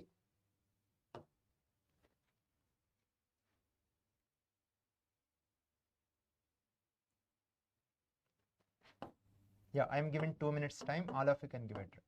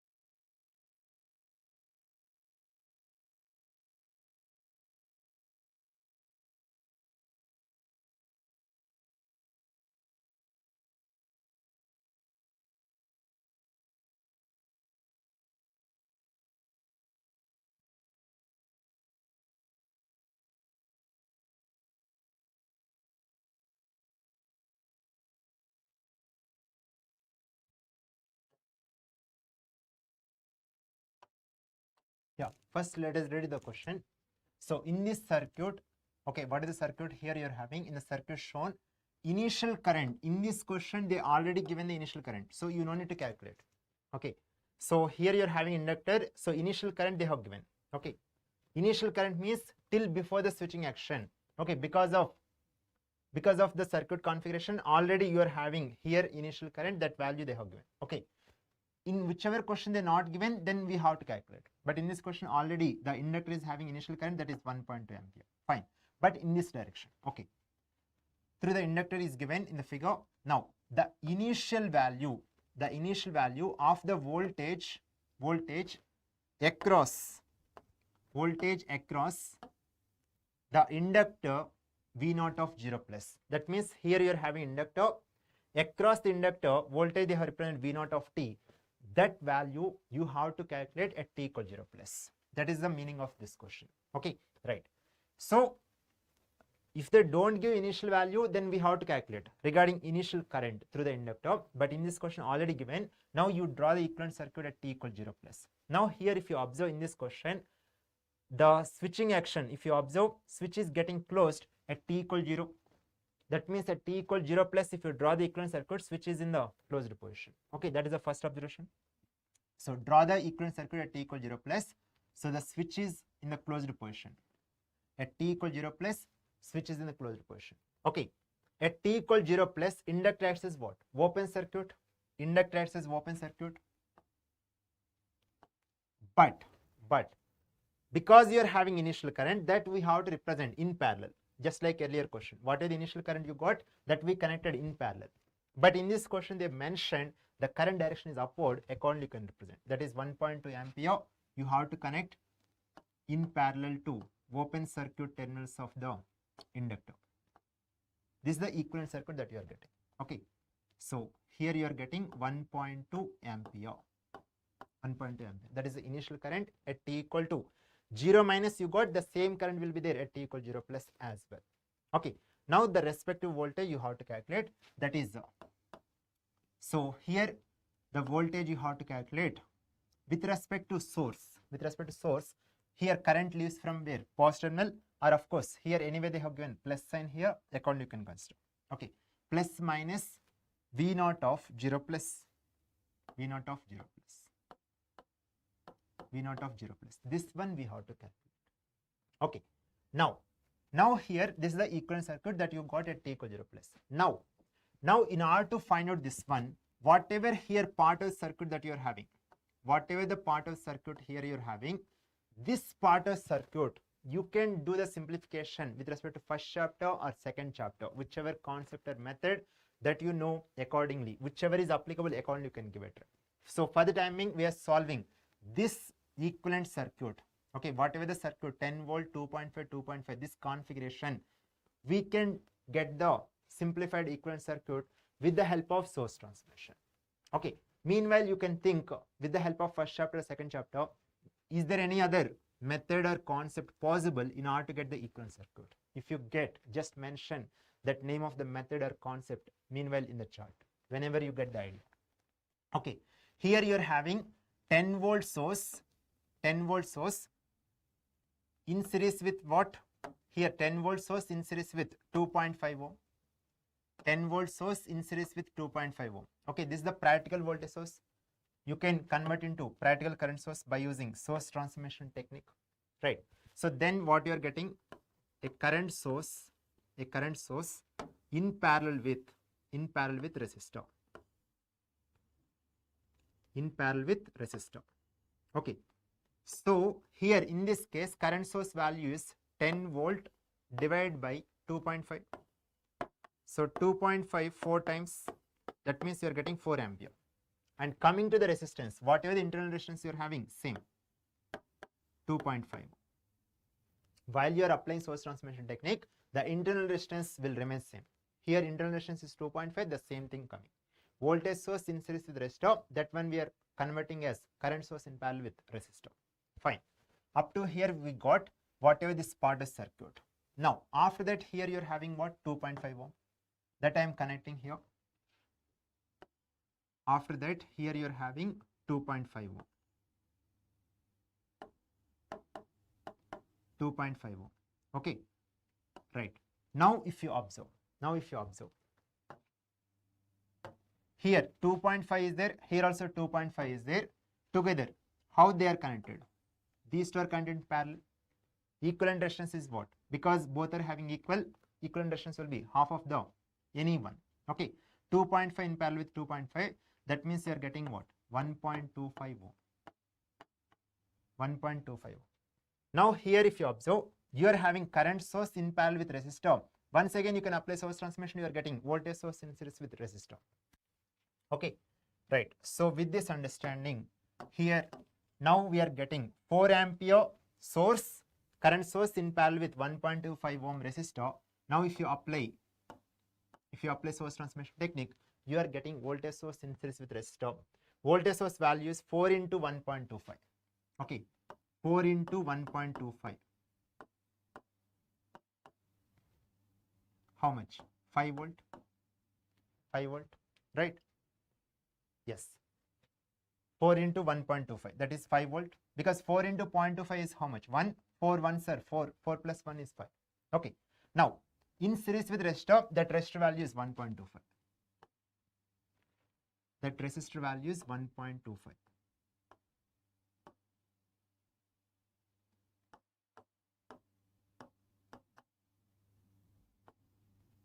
Yes, up to here whatever we got, that is the equivalent circuit of this part of the circuit.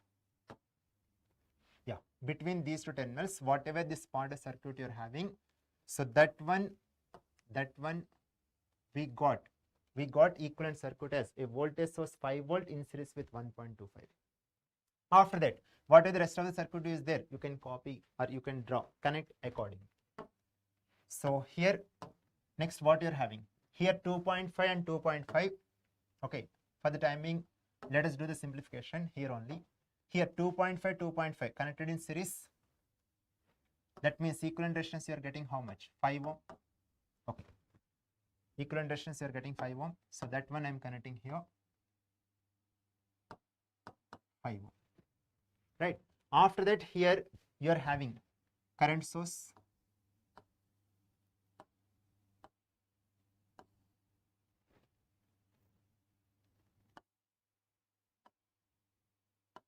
yeah, current source 1.2 ampere.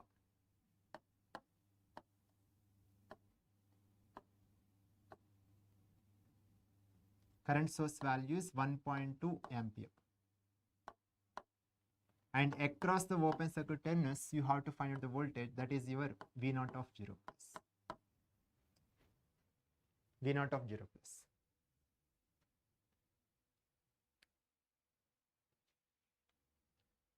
Yes, very good, Sivakumar. Excellent, excellent. Yeah, we will be discussing that method only. Yeah, as a second method. Very good. So here, in this case, here 1.25 and 5 ohm. Once again, they are continuous series. Equivalent resistance you are getting 6.25. 6.25 ohm. Okay. Now here you want the voltage. Okay, and here current source is coming 1.2 ampere like this. That same current is going like this 1.2 ampere because here terminals are open. Okay, now this current is coming like this. Voltage polarity here plus, here minus. Right? Just use Ohm's law. 1.2 into 6.25. How much you are getting? 1.2 into 6.25.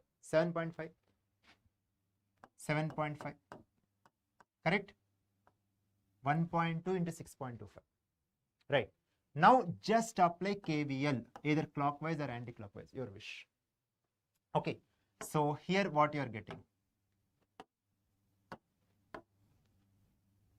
You can apply KVL, or otherwise whatever the conversion that we have discussed in the last class, accordingly also you can get. Accordingly also you can get.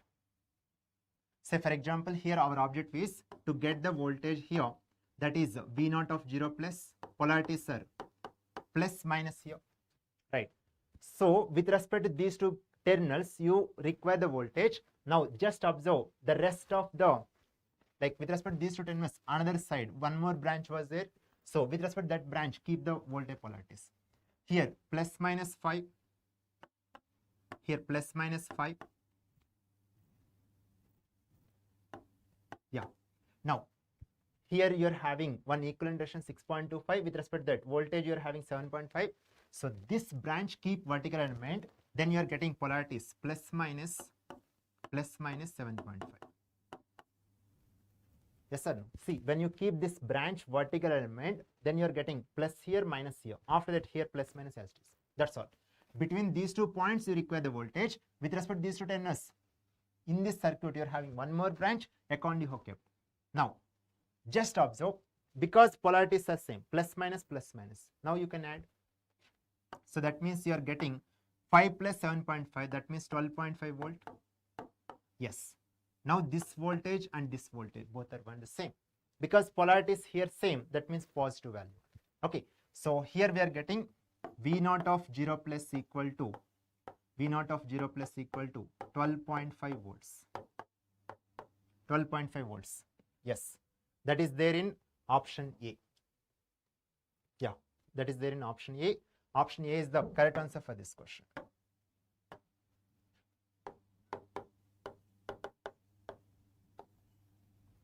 Option A is the correct answer for this question.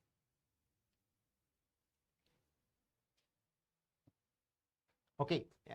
See, in order to find this voltage, in general, whenever you want to find out any electrical quantity or any parameter, based on whichever method or concept you feel easy, accordingly you can give it a try. Here, for the time being, this part of circuit, whatever you are having, in order to replace simplified equivalent circuit, one of the method that you know, or one technique that you know from the first chapter, that is source transformation technique. With the help of that, we have done. Now, yeah, as already Shivkumar has mentioned, the second method that is possible in order to represent the part of the circuit, in order to get in the simplified equivalent, we are having with respect to second chapter, that is Thevenin's equivalent circuit. Okay, now what we can do, just consider this part of circuit. Actually, we have already solved in the last class also, when we discussed multiple methods wherever possible. For most of the questions we covered, right? So there also I touched that point. Now that same step we are going to use now. Okay, so whatever this circuit you are having, Okay, whatever this circuit you're having, just represent equivalent Thevenin's equivalent. Okay, just forget about this part circuit, just consider this circuit. When you consider this part of circuit, yeah, when you consider this part of circuit,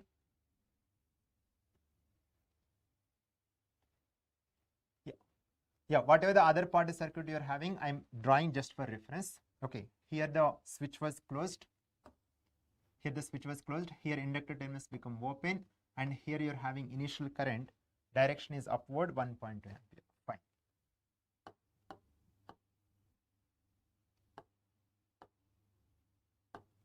(1.2 ampere). Okay, now here you want the initial voltage, that is V naught of 0 plus. V naught of 0 plus. Fine. Yeah. So this part of the circuit we are representing or we are finding the Thevenin's equivalent circuit. Thevenin's equivalent circuit. Very simple. Forget about this part circuit. Here, with respect to these two terminals, voltage is nothing but what? Okay, just for reference, I am putting the labeling here. Say for example, terminal A and terminal B. Okay, with respect to terminal A and B, VTH I am writing. Directly I am writing because you can easily visualize the circuit. Here 10 volt source, 2.5, 2.5. How these three elements are connected? Those three elements are connected in series. In series, current will be same, voltage getting distributed. Here VTH is nothing but, with respect to the terminal C and B, okay, so that is nothing but 10 volt is there, here 2.5, 2.5. So that means equally getting distributed. So 10 by 2, that is nothing but 5 volt. 5 volt. And coming to RTH. RTH in order to calculate, here voltage source you will make short, then 2.5, 2.5 connected in parallel, 2.5, 2.5 connected in parallel. So you are getting equivalent resistance as 1.25. Now just observe. You are replacing this whole circuit as 5 volt source in series with 1.25. Yes, just observe. Yes, 5 volt source you are connecting in series with 1. Yes, whatever 2 times we have applied source transmission, instead of applying that much, with the help of Thevenin's equivalent circuit, and in fact, without using pen and paper, you can get the equivalent Thevenin's voltage, equivalent Thevenin's resistance with respect to the terminals between these two. Okay, right. After that, whatever the simplification we have done, accordingly you can follow. Okay, you will be getting final answer same. So in this way, for finding some parameter or quantity, with the help of any chapter of network theory, whichever method or concept that you feel comfortable, and with the help of whichever method you can solve easily, accordingly you can give it a try. Okay, right. Yeah. So finally for this question, as we have mentioned, 12.5, that is the option A is the correct answer. Yes. Now the most interesting question of the transients chapter. So that circuit and question is present here. Okay, I am giving break also. Okay, I am keeping timer limit more. If you want, you can take break, and after that you can give it a try. Okay, but whoever don't want break, you people can give it a try. No issue. I am putting 7 minutes time. Whoever want break, they can take.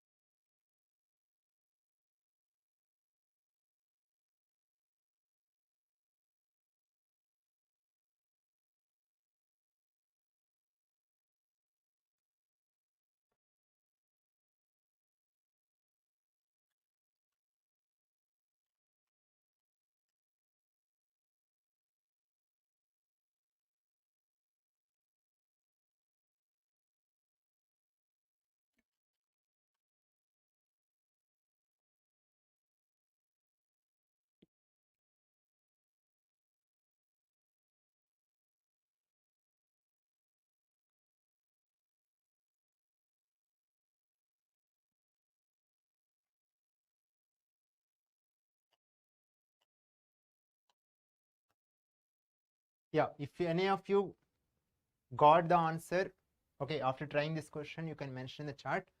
I will let you know whether your answer is correct or not. Okay, whoever tried but still figuring out among the 4 choices which one is correct, no problem. You keep continue, no issue. Yeah, first let us read the question.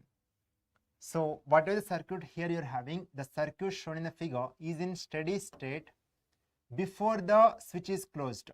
Before the switch is closed at t equals 0. So here you can observe at t equals 0 instant we are closing the switch. That means still before that switching action, circuit was already in steady state. Okay, fine. Now what they're asking, the current that is flowing through this particular switch in this direction, right to left, at t equals 0 plus, they're asking the current flowing through the switch, they're asking at t equals 0 plus, right to left, because here already direction given, accordingly you have to find out. Fine. So just like earlier one of the question that we have covered, exactly similar manner we have to solve. So here first and foremost, at t equals 0 minus instant we have to draw the equivalent circuit. At t equals 0 minus instant, switch was already kept open, because you just observe switch is getting closed at t equals 0. That means till t equals 0 minus switch was kept open. Okay, till t equals 0 minus switch was kept open. Fine. Okay, now here you're having inductor, here also inductor. In steady state, inductor acts as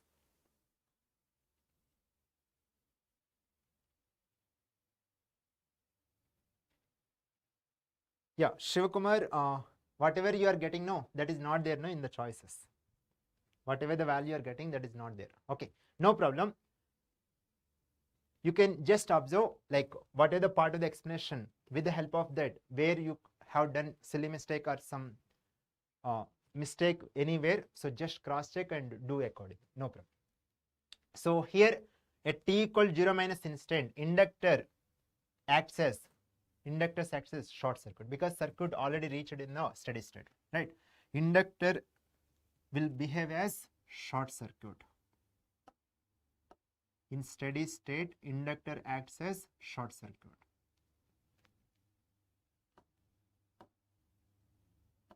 Inductor acts as short circuit. So in this particular circuit, because you are having two inductors, so for the time being you can consider, even though both are having equal inductances, just like in order to represent the current flowing through the respective inductor, for the time being I am labeling this one as L1, this one as L2, suppose. Then accordingly, here the current flowing is IL1 of 0 minus. Okay, and similarly here the current flowing through this short circuit terminals is IL2 of 0 minus. IL2 of 0 minus. Fine. And here you are having capacitor, it will act as open circuit. In steady state, inductors will behave as short circuit, capacitor behave as open circuit. And across the open circuit terminals, voltage is Vc of 0 minus. In this question, only one capacitor is there. No need to mention like suffix numbers. Okay, Vc of 0 minus. Fine. Now just observe, switch was already kept open, and here terminals are open. The moment here terminals are open, in this branch no current flows, right? That is the observation. Yes. So here IL2 of 0 minus will be equal to what? 0 ampere, that is same as IL2 of 0 plus. IL2 of 0 plus. Fine. Okay. Right. Now, because in this branch no current, here also no current flows, that means here 12 volt source, 8 ohm resistor, 4 ohm resistor. How these three elements are connected in this question? 12 volt, 8 ohm, 4 ohm are connected in series, because here no current, here also no current, right? Yeah. So in series current will be same, right? And here 8 ohm and 4 ohm are connected in series, that means equivalent resistance you are getting 12 ohm. 12 ohm. So across the 12 ohm you are having 12 volt supply, just by using Ohm's law. Just by using Ohm's law, 12 divided by 12, that is nothing but 1 ampere. 1 ampere is flowing in this closed path, right? So that is the current here through the short circuited terminals of the inductor is flowing. IL1 of 0 minus is equal to 1 ampere, that is same as IL1 of 0 plus. IL1 of 0 plus. Okay, right. Yes, very good, Shivakumar. Okay, the current flowing through this short circuit terminus is 1 ampere. Here, why it becomes 0? Because this branch was kept in series with the capacitor, because capacitor become open circuit. Because of that reason, here current is 0. Fine. Now we have to find out the voltage across open circuit terminus. Yes. Now this terminal is as good as this terminal. Yes or no? This terminal is as good as this terminal, and this terminal is as good as this bottom terminal. Now, if you carefully observe, between these two terminals, who is present? Yes, this 4 ohm resistor is present. Okay, across 4 ohm voltage is nothing but across these two terminals voltage. Okay, now you know that in this branch 1 ampere current is flowing, right? So accordingly here VC of 0 minus is nothing but, just for reference I am writing here, voltage across 4 ohm, 4 ohm resistor here is there, right? So just use Ohm's law. Current flowing through it is 1 and resistance is 4. So accordingly you are getting 4 volts. That's all. Or if you want, you can use voltage division rule. Here 12 volt is there, across 4 ohm you want 12 into 4 divided by 8 plus 4. In any way you can do. That is the beauty of network theory subject. When you are solving the question of advanced chapters, whatever the methods, concepts that you learn in the basics chapters, you can apply. Okay, whichever method or concept, with the help of that you can easily get the answer. Accordingly you can apply. You are having complete freedom. You are having n number of methods or ways. Okay, so here whatever the 4 volts here you got, this is the VC of 0 plus also. So that means initial voltage you are having across the capacitor, that is 4 volt, whereas the with respect to this inductor, initial current is 0. With respect to this inductor, initial current you are getting 1 ampere. Okay, now we have to draw the equivalent circuit at t equals 0 plus, okay, by considering the whatever the initial values that we got. Yeah, so at t equal to 0 plus, the switch configuration is what? Closed. Okay, switch is getting closed at t equals 0. That means at t equals 0 plus, switch was kept closed. Right? Okay, now here in this direction, okay, the current flowing they are asking. So that means here IS of 0 plus, at t equal 0 plus, the current flowing in this branch as per the direction that they have given in the question. That I have understood. Fine. Now here initially, okay, yeah, here inductor was there. Now inductor at t equal 0 plus will behave as open circuit, and here you got initial current as 0. So here you can just simply represent open circuit. That's all. Here open circuit. Fine. Now here you are having one more inductor at t equal 0 plus, inductor behaves as open circuit. You can represent accordingly. But here you got initial current as 1 ampere going downward, right? So that you have to connect in parallel to this branch.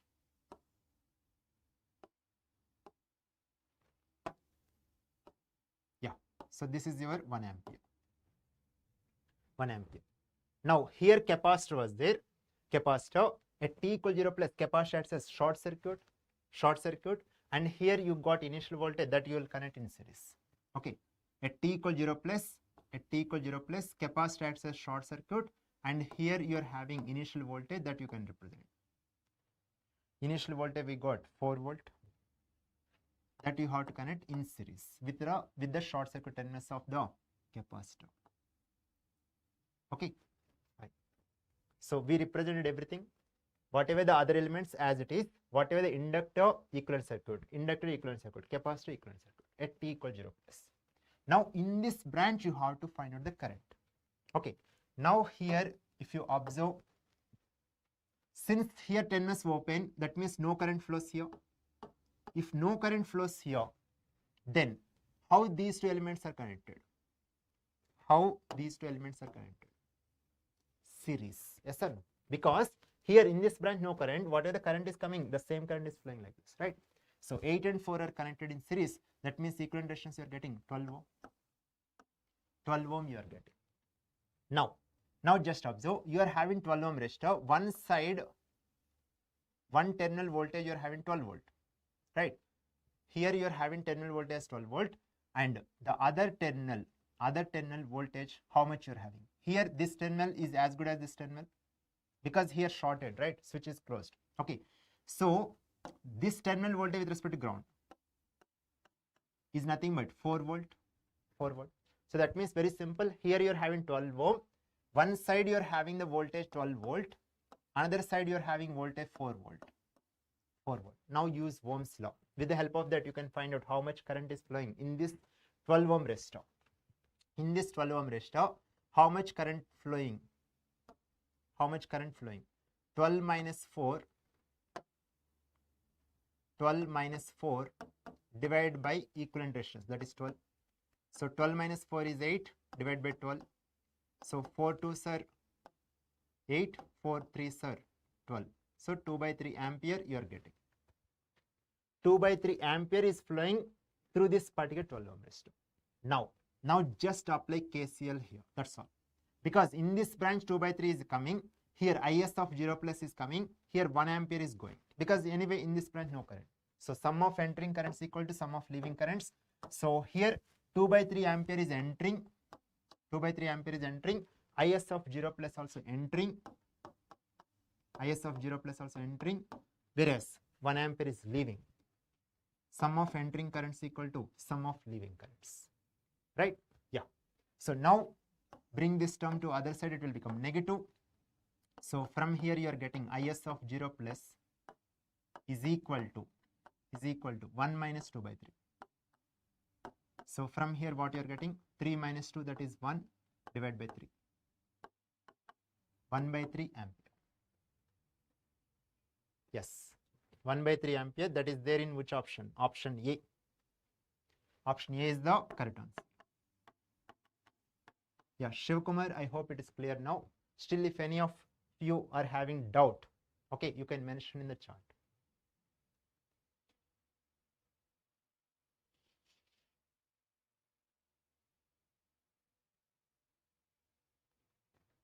This is a very good question, excellent question.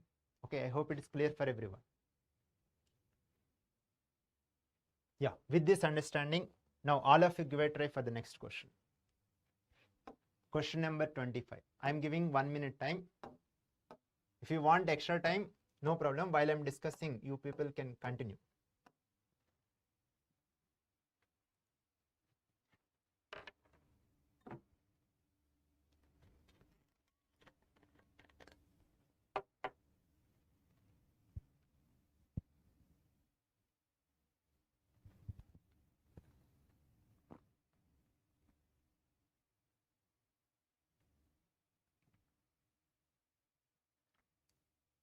Yeah, no issue, Siva.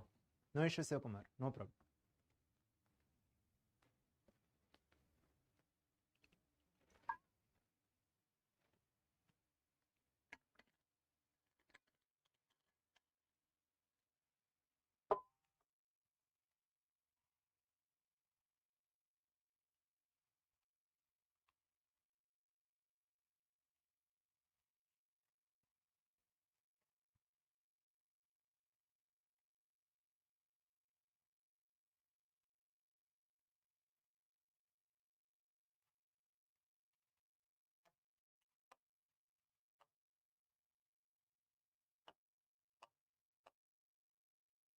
Yeah, here just observe, like so far, whatever the many of the questions which we have solved.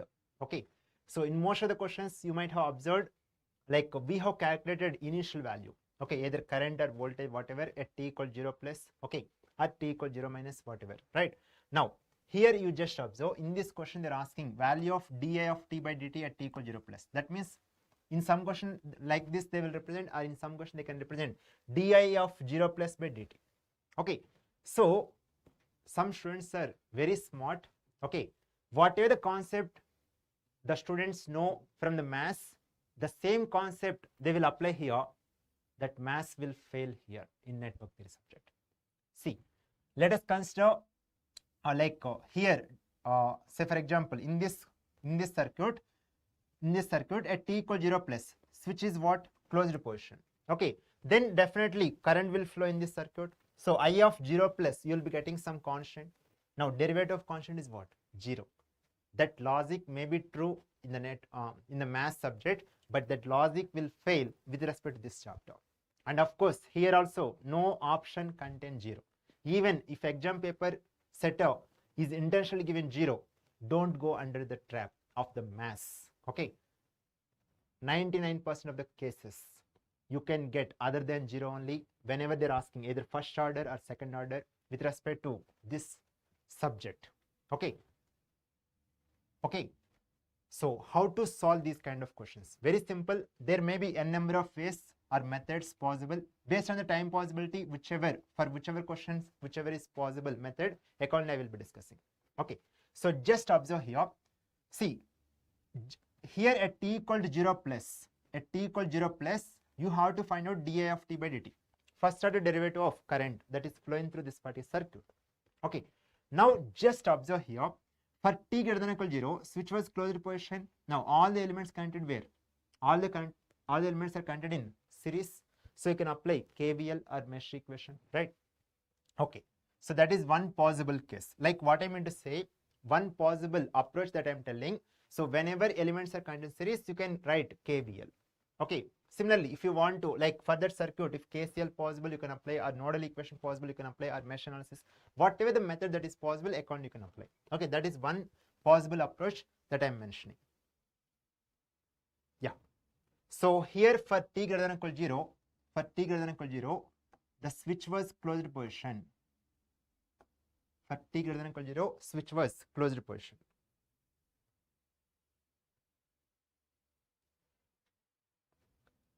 Yeah, Shivkumar, once again cross check. Okay. Yeah, here switch was closed position, then resistor, capacitor, and then here voltage source is there. Okay, all the elements current in series current will be same. Now, with respect to this current direction, whatever they have given, so accordingly you can represent voltage polarity, here plus minus, here also plus minus. Right?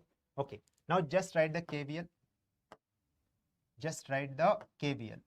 So here minus to plus 100, then plus to minus 1000 I of t, then plus to minus voltage across capacitor. Formula is what? 1 by C. Here C value is 10 power minus 6 integral I dt. 1 by C integral I dt is equal to what? 0. 1 by C integral I dt. Okay. Now in this equation, if you observe, you are having current normal expression and here you are having integration of current. Okay. But as per the context of the question, derivative term you should get. Okay. So in order to get derivative, here whole equation, if you perform derivative, then derivative and integration both are getting cancelled. Here you are getting derivative. Yes. Now just apply differentiation with respect to t. Differentiate with respect to t, the above equation. Now, if you perform differentiation, then what you will be getting? Derivative of constant is what? 0 minus. Here 1000 I am keeping as it is. 1000 as it is. Then di of t by dt. Okay. Then here 10 power minus 6 bring to the numerator, it will become 10 power 6. 10 power 6. Right. Then derivative and integration both are getting cancelled, so you are getting I of t. I of t is equal to 0. Just rearrange this equation.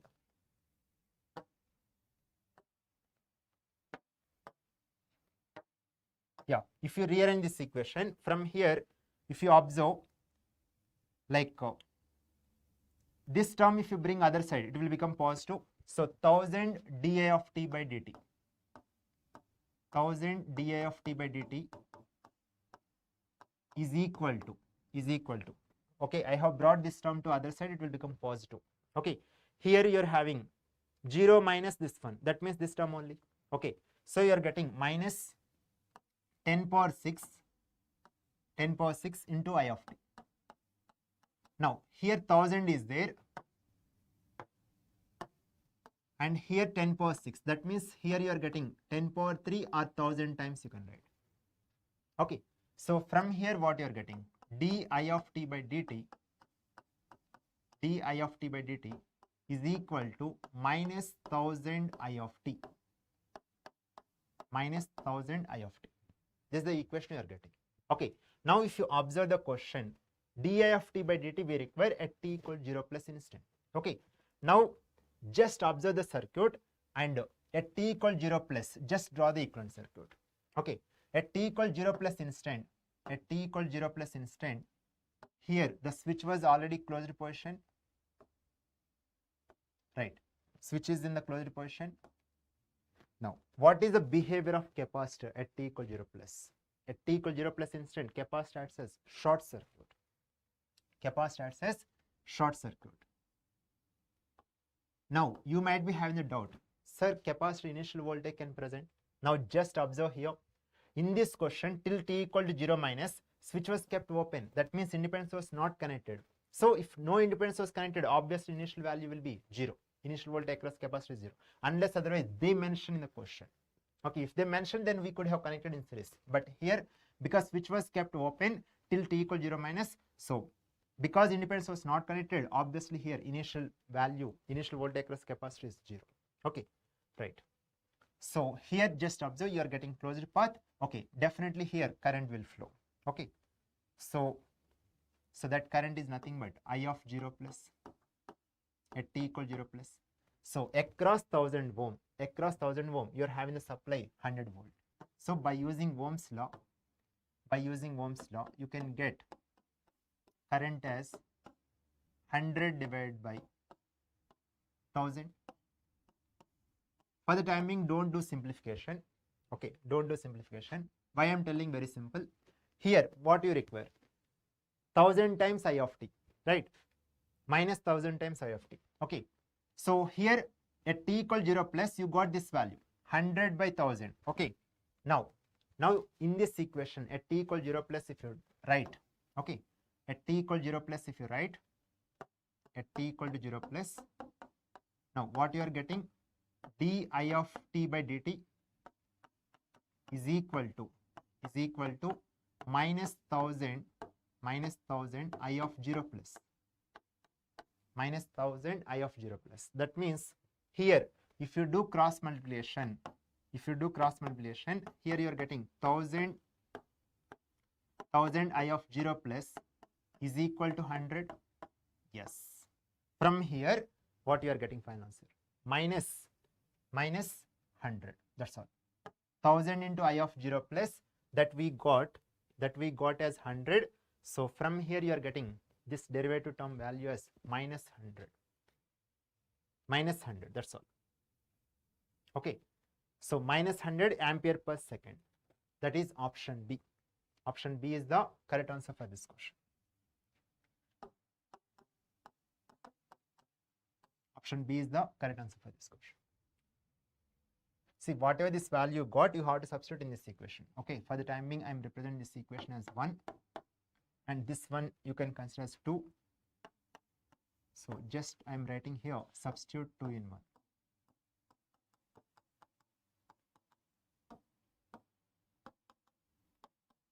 Yeah.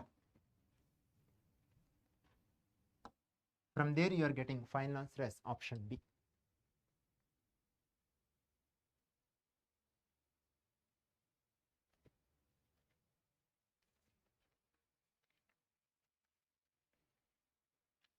Yeah, I hope it is clear for everyone. Now the next question, this is the last question with respect to transients chapter. With respect to 4th chapter, this is the last question. Here in this question, if you observe, you are having one particular circuit, like the switch is connected to position A initially, and at t equal 0 instant it was moved to position B. You can observe and you can take that observation point from this particular diagram. Even the same thing here, it is clearly mentioned. In the circuit shown below, the switch is moved from position A to position B. Switch is moved from position A to B at time t equal 0. At time t equal 0, switch is moving from position A to position B. Okay, that means till t equal 0 minus, switch was connected to position A. Okay, fine. Now here in this particular circuit, the current flowing through inductor satisfies the following conditions. So these are the 3 conditions they have already given. Okay, So the initial current they have given minus 8 ampere. Initial current, that means till t equals 0 minus, the current flowing through inductor is minus 8 ampere. Okay, right. At t equals 0 plus, they have given di by dt as 3 ampere per second. And one more condition they have given, final current, that means at t equal to infinity, the current flowing through inductor they have given. With the help of these three conditions, you have to find out value of resistor. See, so far what are the questions we have discussed? They are asking you to calculate some quantity, like at t equal 0 minus, or at t equal 0 plus, or at t equal to infinity, either current or voltage, etc. But in this question, that data points you're having, and you have to find out one unknown value. Okay, right. So here in this question, already they have given initial value. That means at till t equal 0 minus, they have given the current. Okay, till t equal to whatever at t equal 0 instant you're having, that is the same current at t equal 0 minus and at t equal 0 plus as well. Okay, now draw the equivalent circuit at t equal 0 plus. Now draw the equivalent circuit at t equal 0 plus. Okay, just for reference here I'm writing I of 0 or I of 0 minus, I of 0 plus, all are one the same. The current flowing through the inductor at t equal 0 minus, t equal 0 plus, or even at t equal 0, all are one the same. And here in this question, current flowing through the inductor like this, right? Current is flowing through the inductor like this. So accordingly, with respect to passive sign convention, you can represent voltage across inductor as like this. Current enters positive terminal and leaves from negative terminal. Fine. So since you are drawing the circuit at t equal 0 plus, accordingly you can mention the notation VL of 0 plus. And here if you observe, the current actually flowing like this in this question, direction they mentioned as I, that value is minus 8 ampere. That value is minus 8 ampere. That means in the opposite direction, how much current is flowing?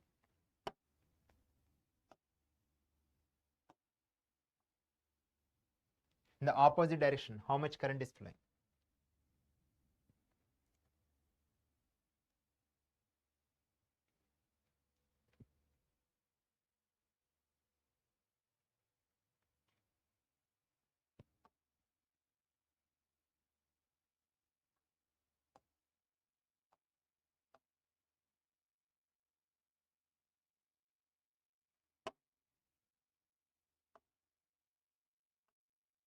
Yeah.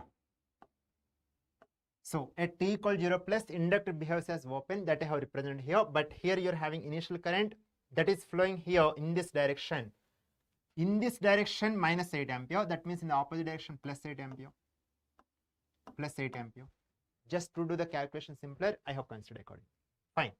Now just observe. Here 8 ampere is flowing and the switch was connected to position B.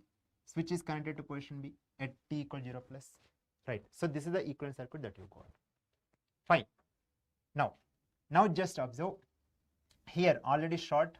Okay, 8 ampere current is coming like this. The same current 8 ampere is flowing like this.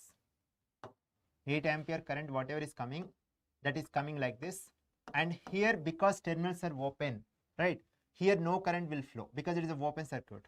It is a open circuit, no current flow. That whatever 8 ampere is coming, that 8 ampere will go like this.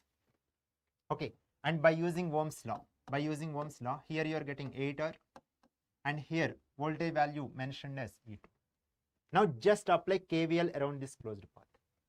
Just apply KVL around this closed path, either clockwise or anti-clockwise, your wish. Now from here what you are getting? Minus 2 plus VL of 0 plus, then plus 2 minus 8R, then minus 2 plus C2 is equal to 0. Right? Okay. Now voltage across inductor, what is the formula? Basic formula, L into d by dt.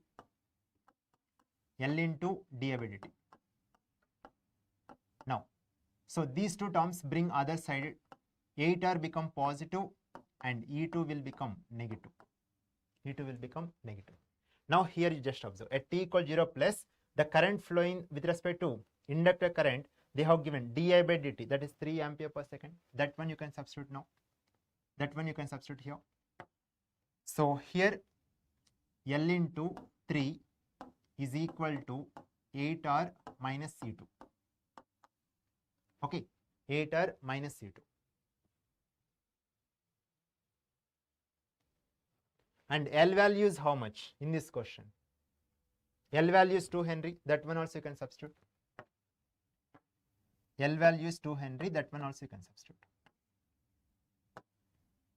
Yes, so 2 3s are 6 is equal to 8R minus C2. So this is the equation number 1 that you got as of now. Here you are having one equation, two unknowns. Okay. So with the help of given three conditions they have given, with the help of first two conditions, we got one relation. Now we have to use one more relation. So this relation, with the help of that, you can get one more unknown. After that, you can find out whatever the value that is required, R.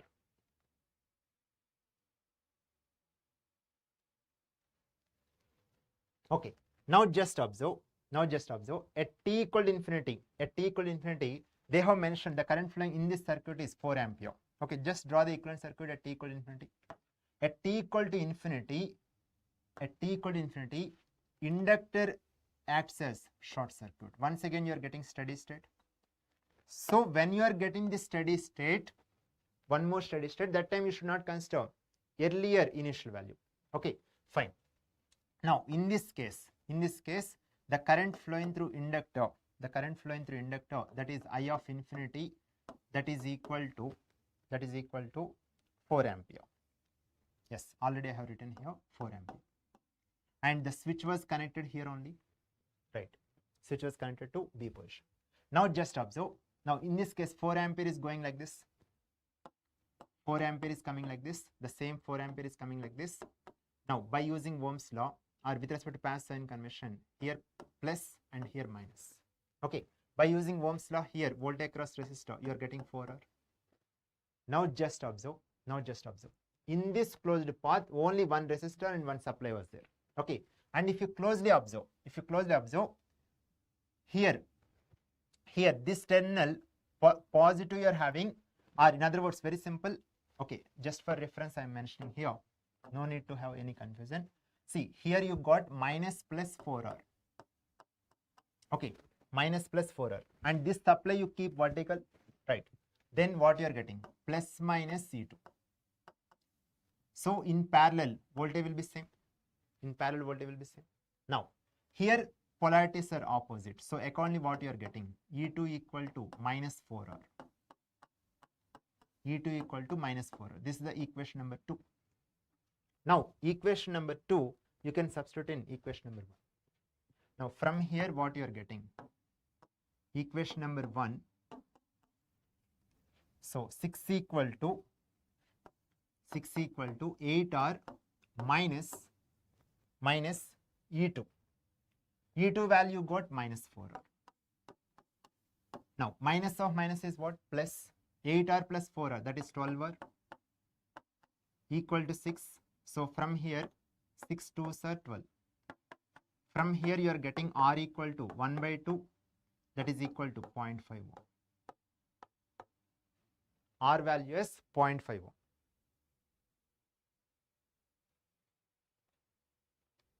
Yeah, Shivkumar, I hope you might have done silly mistake here. Because of that, you are getting 2 ohm. Okay, but here 6 equal to 12R. From here, you are getting R value as 0.5 ohm. That means option A is the correct answer. Yeah, no issue. Because currently you are learning only still. Okay, no issue. As I mentioned in the yesterday class also, you can do as many different mistakes as possible for this subject or any other subject before you are going for the GATE exam. And from each mistake, try to update yourself. Whatever the learnings are there, definitely you can overcome all such mistakes in the actual GATE exam. Okay, right. So 0.5 ohm is given in the option A. Yes. So with this, we completed the questions up to 4th chapter, that is transient analysis. Now we are discussing the questions related to the last chapter of network theory subject, that is steady state analysis of AC circuits. All of you can put the heading, chapter 5, steady state analysis of AC circuits. Yeah, all of you give a try for this question. I am not putting any timer. Whoever know the concept, just give a try.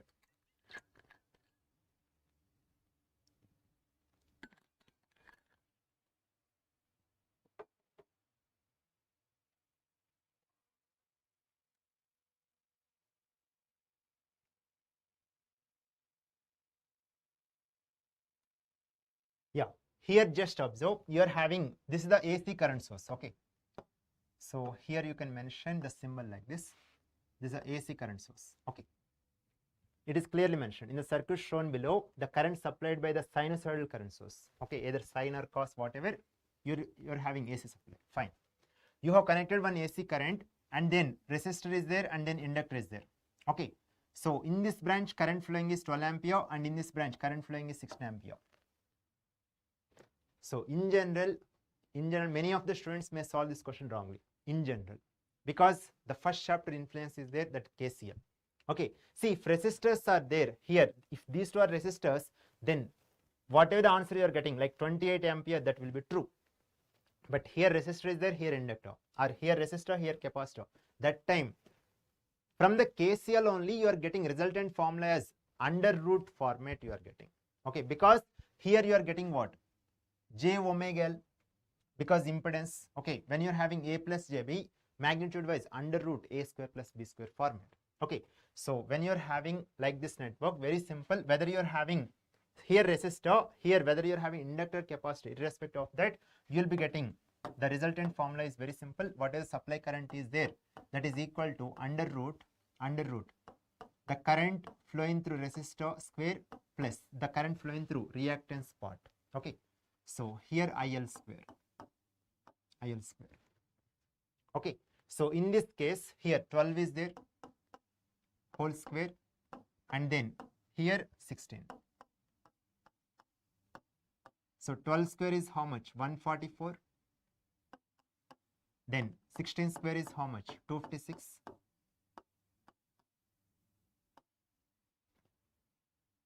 So if you add, you will be getting 400. Under root 400 is nothing but 20 units per ampere. 20 ampere. Option C is the correct one. Option C is the correct one. See, when you use basic KCL and all, after that if you do derivation, from there you will be getting resultant equation like this. Okay. Yeah. So final answer for this question is option C. Yeah. Next question I am showing. Yeah. In this question, if you observe, you are having one circuit like this with respect to the terminals A and B. So here they have mentioned one important note point that we have to use. What they have mentioned, with respect to the terminals A and B, whatever the part of circuit you are having, okay, that part of circuit is acting as ideal current source. Ideal current source with respect to the terminals A and B. So if you are replacing this whole circuit with respect to the terminals A and B as ideal current source means its internal impedance is what? Infinity. Okay, so that means here you have to find out the Thevenin's equivalent impedance or Norton's equivalent impedance, that should be equal to infinity. That's all. Okay, Zn or Zth that you have to calculate, that you have to make it as infinity. That is the first observation. In order to find out the equivalent impedance, here voltage source you will make it as what? Short. You will make voltage source as short. Now here you are having inductance value, just represent in terms of like impedance, J omega L. Omega value we have to find out. Okay, in this question we have to find out the omega value. Frequency they mentioned, but by observing here units you are having in the order of radian per second, that means omega value they are asking. Suppose if you are having units in the order of hertz, that means normal frequency. Okay, J omega L, L value is what? 1 by 16. Fine. Here in this case, capacitance 1 by J omega C, 1 by J omega value we have to calculate. C value is how much? 1. Okay. Now when you made short here, these two elements are considered what? Parallel, right? So accordingly you can find the equivalent impedance. Okay, equivalent impedance. So Zn equal to here these two combinations connected in parallel, right? Yeah. So J omega by 16. Okay, J omega by 16 into 1 by J omega, Z1 Z2 divided by Z1 plus Z2. J omega by 16 plus 1 by J omega. Z1 Z2 divided by Z1 plus Z2. Okay. Now here you can do 1 by J, you can write it as minus J, 1 by j you can write as minus j. So accordingly, here denominator part, okay. So here only I am writing 1 by j omega, we can write it as minus j by omega. 1 by j you can write as minus j divided by omega into 1 as omega. Okay, so that notation I am considering here.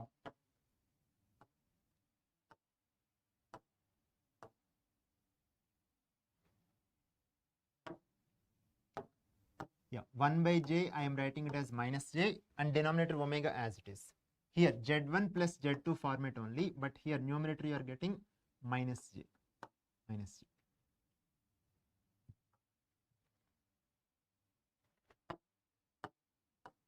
Yeah, now you can do simplification. Okay, right. So here denominator LCM is how much? 16 omega. Here also 16 omega. That will get cancelled. Here numerator what you are having? J square. J square is nothing but minus. Minus of minus is plus. So you are getting omega. Okay, omega numerator. Now denominator what you are getting? J omega square. Then here minus 16j. I hope all of you understood. Here j omega square you are getting, here minus 16j, whole term divided by 16 omega, that 16 omega will get cancelled, numerator denominator, and numerator you are having j square as minus, minus of minus is plus into omega. Fine. Now this is the term you got. Okay, now from this term, if you want further, you can take denominator j as common, then you are having omega square minus 16. Okay, right. 1 by j, if you want, you can write it as minus j, or otherwise you can keep like this. Now here, because they have mentioned ideal current source, that means Zn value is what? Infinity. Zn value or Zth value is infinity. When you can say, whenever you are having ratio of two numbers like this, in order to say it is infinity, denominator term should be equal to 0. Then only, right? Denominator term, in order to make it as 0, here omega square minus 16, if it is 0, then constant by 0 is what? Infinite. Yeah. From here what you are getting? Omega square equal to 16. From here what you are getting? Omega value is 4 radian per second. 4 radian per second. Okay. So that means here option C is the correct answer. Option C is the correct answer.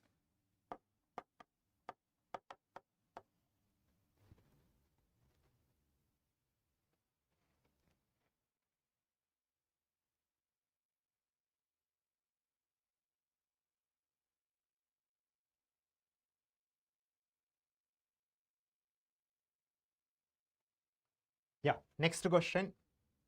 This is the theoretical question. I hope all of you can answer this question correctly. Just give it a try. Just read the question once, and as per the given choices, whichever choice is correct, accordingly you can choose.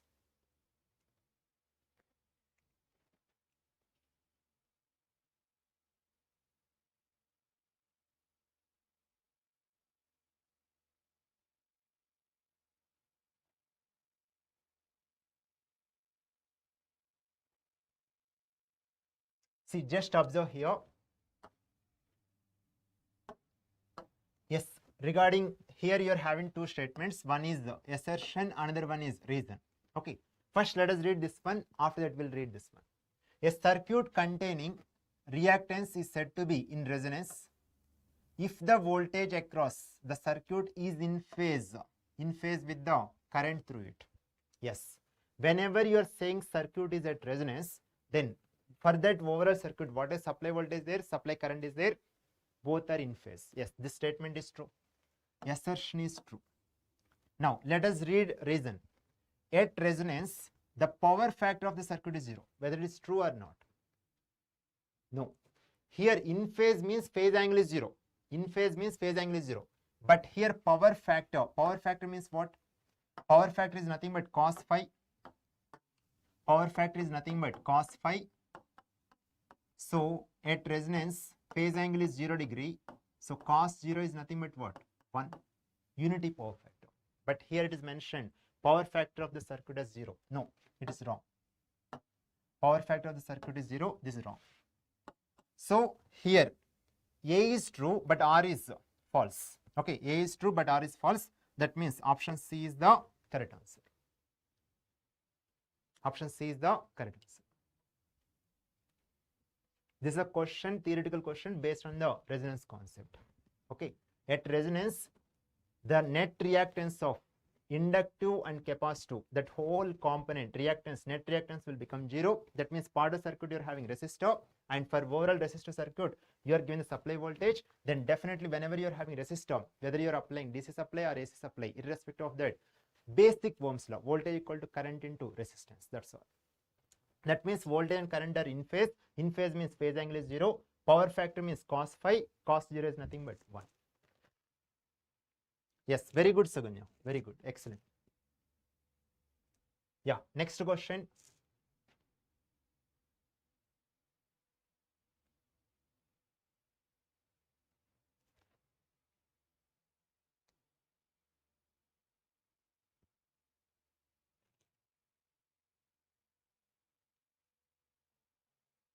Yeah, here this is the question based on resonance only. Here just observe. A series LCR, RLC, any order you can connect, no problem. Anyway, it is a series connection only. Okay. A series LCR circuit or RLC circuit, whatever, with resistance as 10 ohm. Resistance you are having 10 ohm. Reactance of inductance is 20 ohm. Reactance of capacitor is 20 ohm. See, the moment you are getting net reactance individually, magnitude wise or reactance wise, so here 20 ohm, here 20 ohm, that means the circuit is at resonance. Okay, that is indication. Fine. Is connected across AC supply. So here supply voltage you are having RMS value, that is 200 volt. Okay, supply voltage RMS value given, that is 200. Now the question is RMS voltage across the capacitor. RMS voltage across the capacitor you have to calculate. Yeah, RMS voltage across the capacitor. Very simple. If you know the derived formula, that is fine, but somehow that if you don't know the derived formula, no problem, you can just recall. Very simple. Voltage across capacitor you want, just use basic Ohm's law. Current into the corresponding impedance.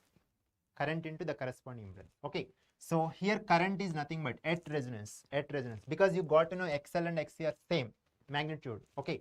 So that means here, that time the entire whatever supply voltage is there, that entire supply voltage you are getting across resistor, right? So here current is nothing but voltage divided by resistance, basic Ohm's law, and impedance is nothing but 1 by j omega c regarding capacitor. 1 by j omega c. Fine. Because here circuit is at resonance, according if you want resonant frequency you can mention, no problem, omega naught. Okay. Now if you rearrange this one, what you are getting, 1 by j we can write as minus j, 1 by j we can write as minus j, and then here whatever the expression is there, I am just represent like this, 1 by omega naught c divided by r into v. I just rearrange that earlier equation in this format. Now if you observe this one, here minus j as it is, 1 by omega c is nothing but what, xc, and divide by r as it is into v. Okay. Now you are already having xc value, you can substitute, r value is there, substitute, and v value, RMS value they have given. Accordingly you can substitute. So here minus j into xc value is 20, r value also, r value is 10. R value is 10, then supply voltage is 200 volt. Now here 0 is getting cancelled, then 2 into 200, that is 400. From here you are getting minus j 400, right? Yeah. So but here if you observe, you don't have like imaginary term, but rather you are having polar form, you are having, just you can represent, very simple. For this, what is the magnitude? 400. Magnitude is 400. Whenever you are having imaginary axis negative side, that means it is having phase angle as minus 90. If you are having plus j, plus 90. If you are having minus j, that means minus 90. Okay. 400 at an angle minus 90, that is there in option D. Yeah. Option D is the correct answer for this question. Option D is the correct answer for this question. Yes, very good, Suganya.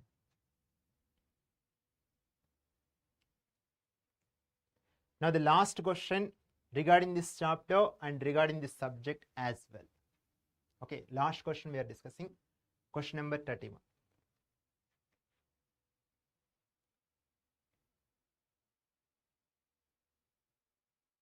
All of you give a try. I'm not putting any timer.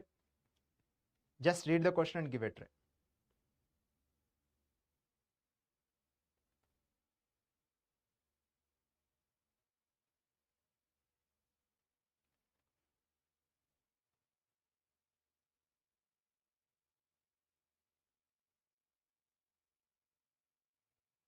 Yeah. Just read the question once. A series resonant circuit. See, in some question they will clearly mention the word resonant, but in some question they not mention directly, but from here, like this clue. Okay, whatever the clue like this, here you're having from there, like XL, XC, magnitude wise same, or imaginary term of the impedance is 0, or imaginary term of the admittance is 0. From there you can get, or otherwise for overall circuit, when you're having RLC combination, the supply voltage and supply current are in phase. From any of these parameters or any of these contexts, with the help of that you can get to know that the circuit is at resonance. Okay, right. So here the question is resonant circuit only, is having the inductive reactance XL they have given 1000, and similarly XC they have given 1000. Okay, so because they have mentioned resonant, definitely reactance of the inductor and capacitor will be equal. Okay, XL, XC are same, fine, and resistance value given 0.1 ohm.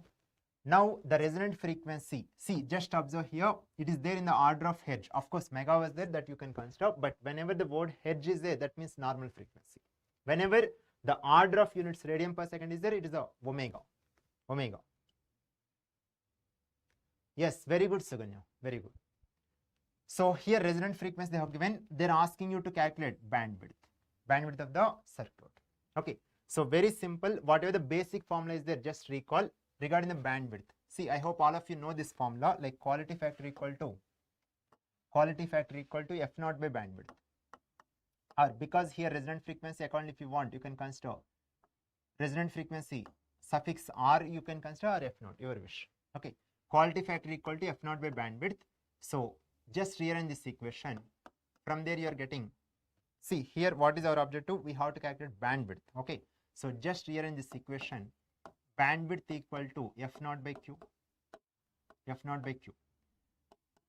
So regarding quality factor, the formula is very simple with respect to series circuit, with respect to series RLC circuit. The quality factor is very simple. The formula is reactance by resistance. Here you are having two reactive elements. One is inductor, one is capacitor. Any one you can consider, because XL and XC are same at resonance. Okay. If it is a parallel circuit, then quality factor formula wise it will become volta. Whatever the notation you are getting with respect to series circuit, exactly opposite you will be getting for parallel case. Okay. That means R by reactance there. Fine. In this case you can consider either XL or XC. Suppose I am considering XL. Okay. So here R will come numerator, and then F naught divided by XL. Okay, and similarly if you from this particular equation, if you rearrange, okay, then accordingly I am writing one more formula for bandwidth. See, F naught as it is here, instead of XL you can consider XC, then accordingly denominator term XC will be there. So R F naught divided by XC. I am not writing all the steps, but from here you can rearrange. Very simple. RF naught by reactance. Here I have considered inductive part. Similarly, if you want, you can consider capacitor. Okay. Now, all the values given. R value given as 0.1.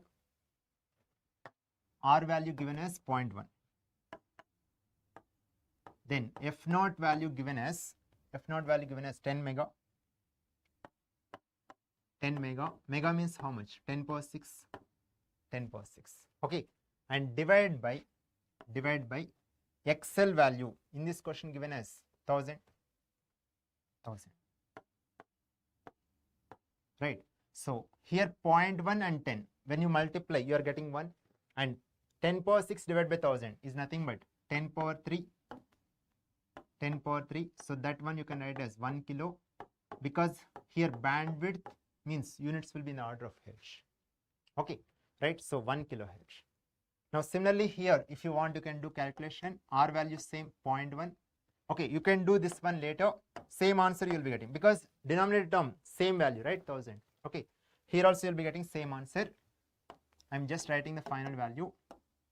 Here also you will be getting same answer. 1 kilohertz only you will be getting. So 1 kilohertz is there in option A. So accordingly you are getting option. Option A is the correct answer.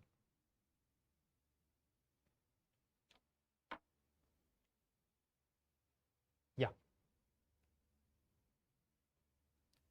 So whoever attended yesterday and today, okay, and most of the questions, whoever got correct answers, so I'm appreciating all the students, Suganya and Shivkumar. Okay, in this session, both of you tried your level best to get most of the questions correctly. Of course, whichever questions possible, some of you already got correct answer, but some of you might be doing mistake, no problem. But anyway, as I told in the yesterday class, in this subject, there are high chances are there to do silly mistake. That's why I always will encourage during the live class or even physical class, if you do mistake, then you are getting great opportunity to learn further. Okay, so I am appreciating Suganya and Shivkumar, okay, for getting tried your level best to solve most of the questions, and of course, among which you got most of the questions correctly. But of course, even if you've done some silly mistake, at least whatever the explanation I have discussed and whatever while we are solving the question, you people got great learning. Definitely this will help you a lot with respect to your coming GATE exam.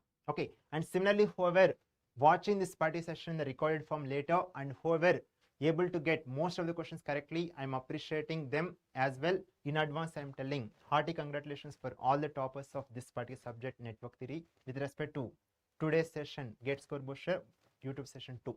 Okay, right. And yesterday and today together regarding this particular network theory subject, okay, we have discussed number of questions wise 31.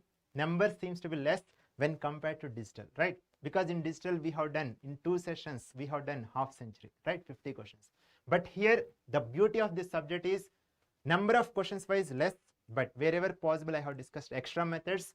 So generally for solving one question, one method will be there, but wherever more than one method is there, accordingly I have discussed. So whatever extra methods that I have covered, I counted, and even if you want, you can cross check also, no problem.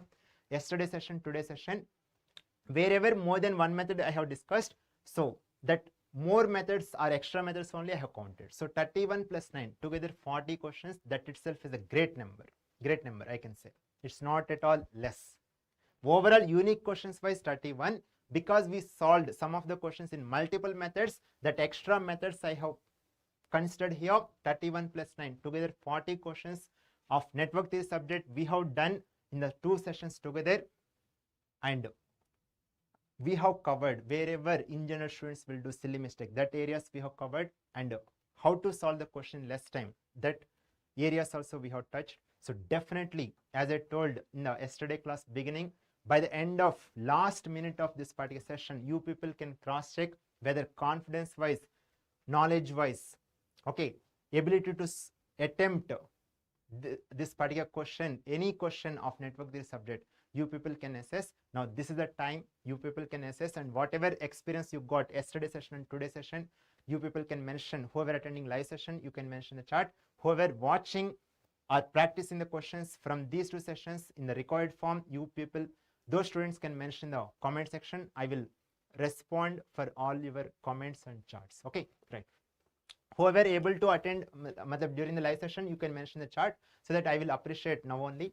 And whoever replying or mentioning, sharing their experience regarding overall network theory subject with the help of 2 sessions, whatever cumulative number 40 questions, whatever the knowledge, confidence, etc., whatever you have learned, great insights with the help of 2 sessions, you people can mention in the comment section. Definitely it is giving more value addition for other students whoever seeing that comments, definitely they also get inspiration, motivation, and they will be watching the lecture and they will be practicing the questions. Definitely for their gate preparation, you people helped. Okay, right. Yeah. So if you are having any queries or anything to discuss, you can mention in the chat. Okay. Yeah, Suganya, you are asking regarding upcoming class timings. That anyway, so you will be getting updates as I have mentioned in the last class also. Generally Thursday, Fridays we have planned. Okay, but which subject and what are the timings, etc., that you will be getting known. Okay, so generally you can just have a cross check Thursday and Fridays. Generally we planned like that. But if at all due to any reason, based on the faculty availability, etc., if any change is there, then at least if you already subscribed and then if you already subscribed our channel and clicked on bell icon, you will be getting instant notification. But just you can have a cross check every Thursday and Friday. Generally live session we plan like that, but maybe for some subjects, if at all if you are conducting on different day, then accordingly you can just have a update, just cross check at least alternate day or once in 2 days, no problem. At least whenever live session is there, accordingly you can attend. Okay.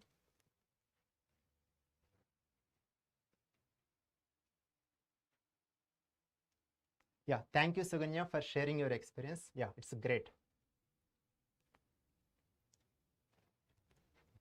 Yeah, so as I mentioned earlier class also and earlier gate score booster sessions also, whoever not yet enrolled for any of the programs at our IMS Gate Academy, I am strongly recommending you people can enroll for Test Series Plus program, so that you are getting great opportunity before you are going for GATE exam.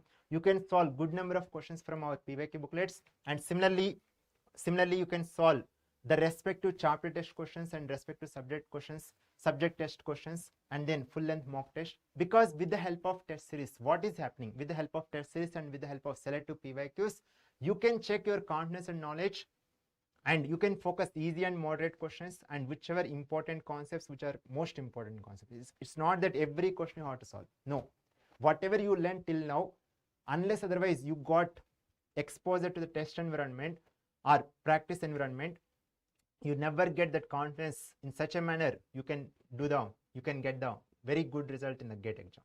Because before going for the any competitive exam, you should have knowledge, you should have confidence also, and not the least, you should know the strategy. That strategy is anyway with the help of our live sessions, whatever possible our faculties are covering for the selective subjects, whatever possible. Okay, right.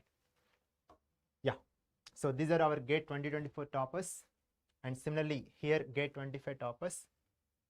And so based on your convenience, like whoever targeting for next year, okay, based on your convenience, whichever program is suitable for you, account you can enroll. If you want to get complete details for these programs, you can book the free counseling session. That link is provided in the description of this video. Our counselors will discuss in detail about these programs. Whichever program is best suitable, account you can prefer.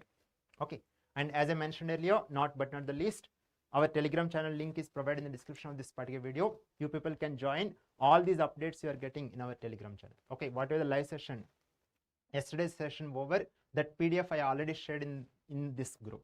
Okay, and similarly, whatever the notes I have written during the class, that notes link I will be sharing on tomorrow. Okay, in our Telegram channel. Okay, right.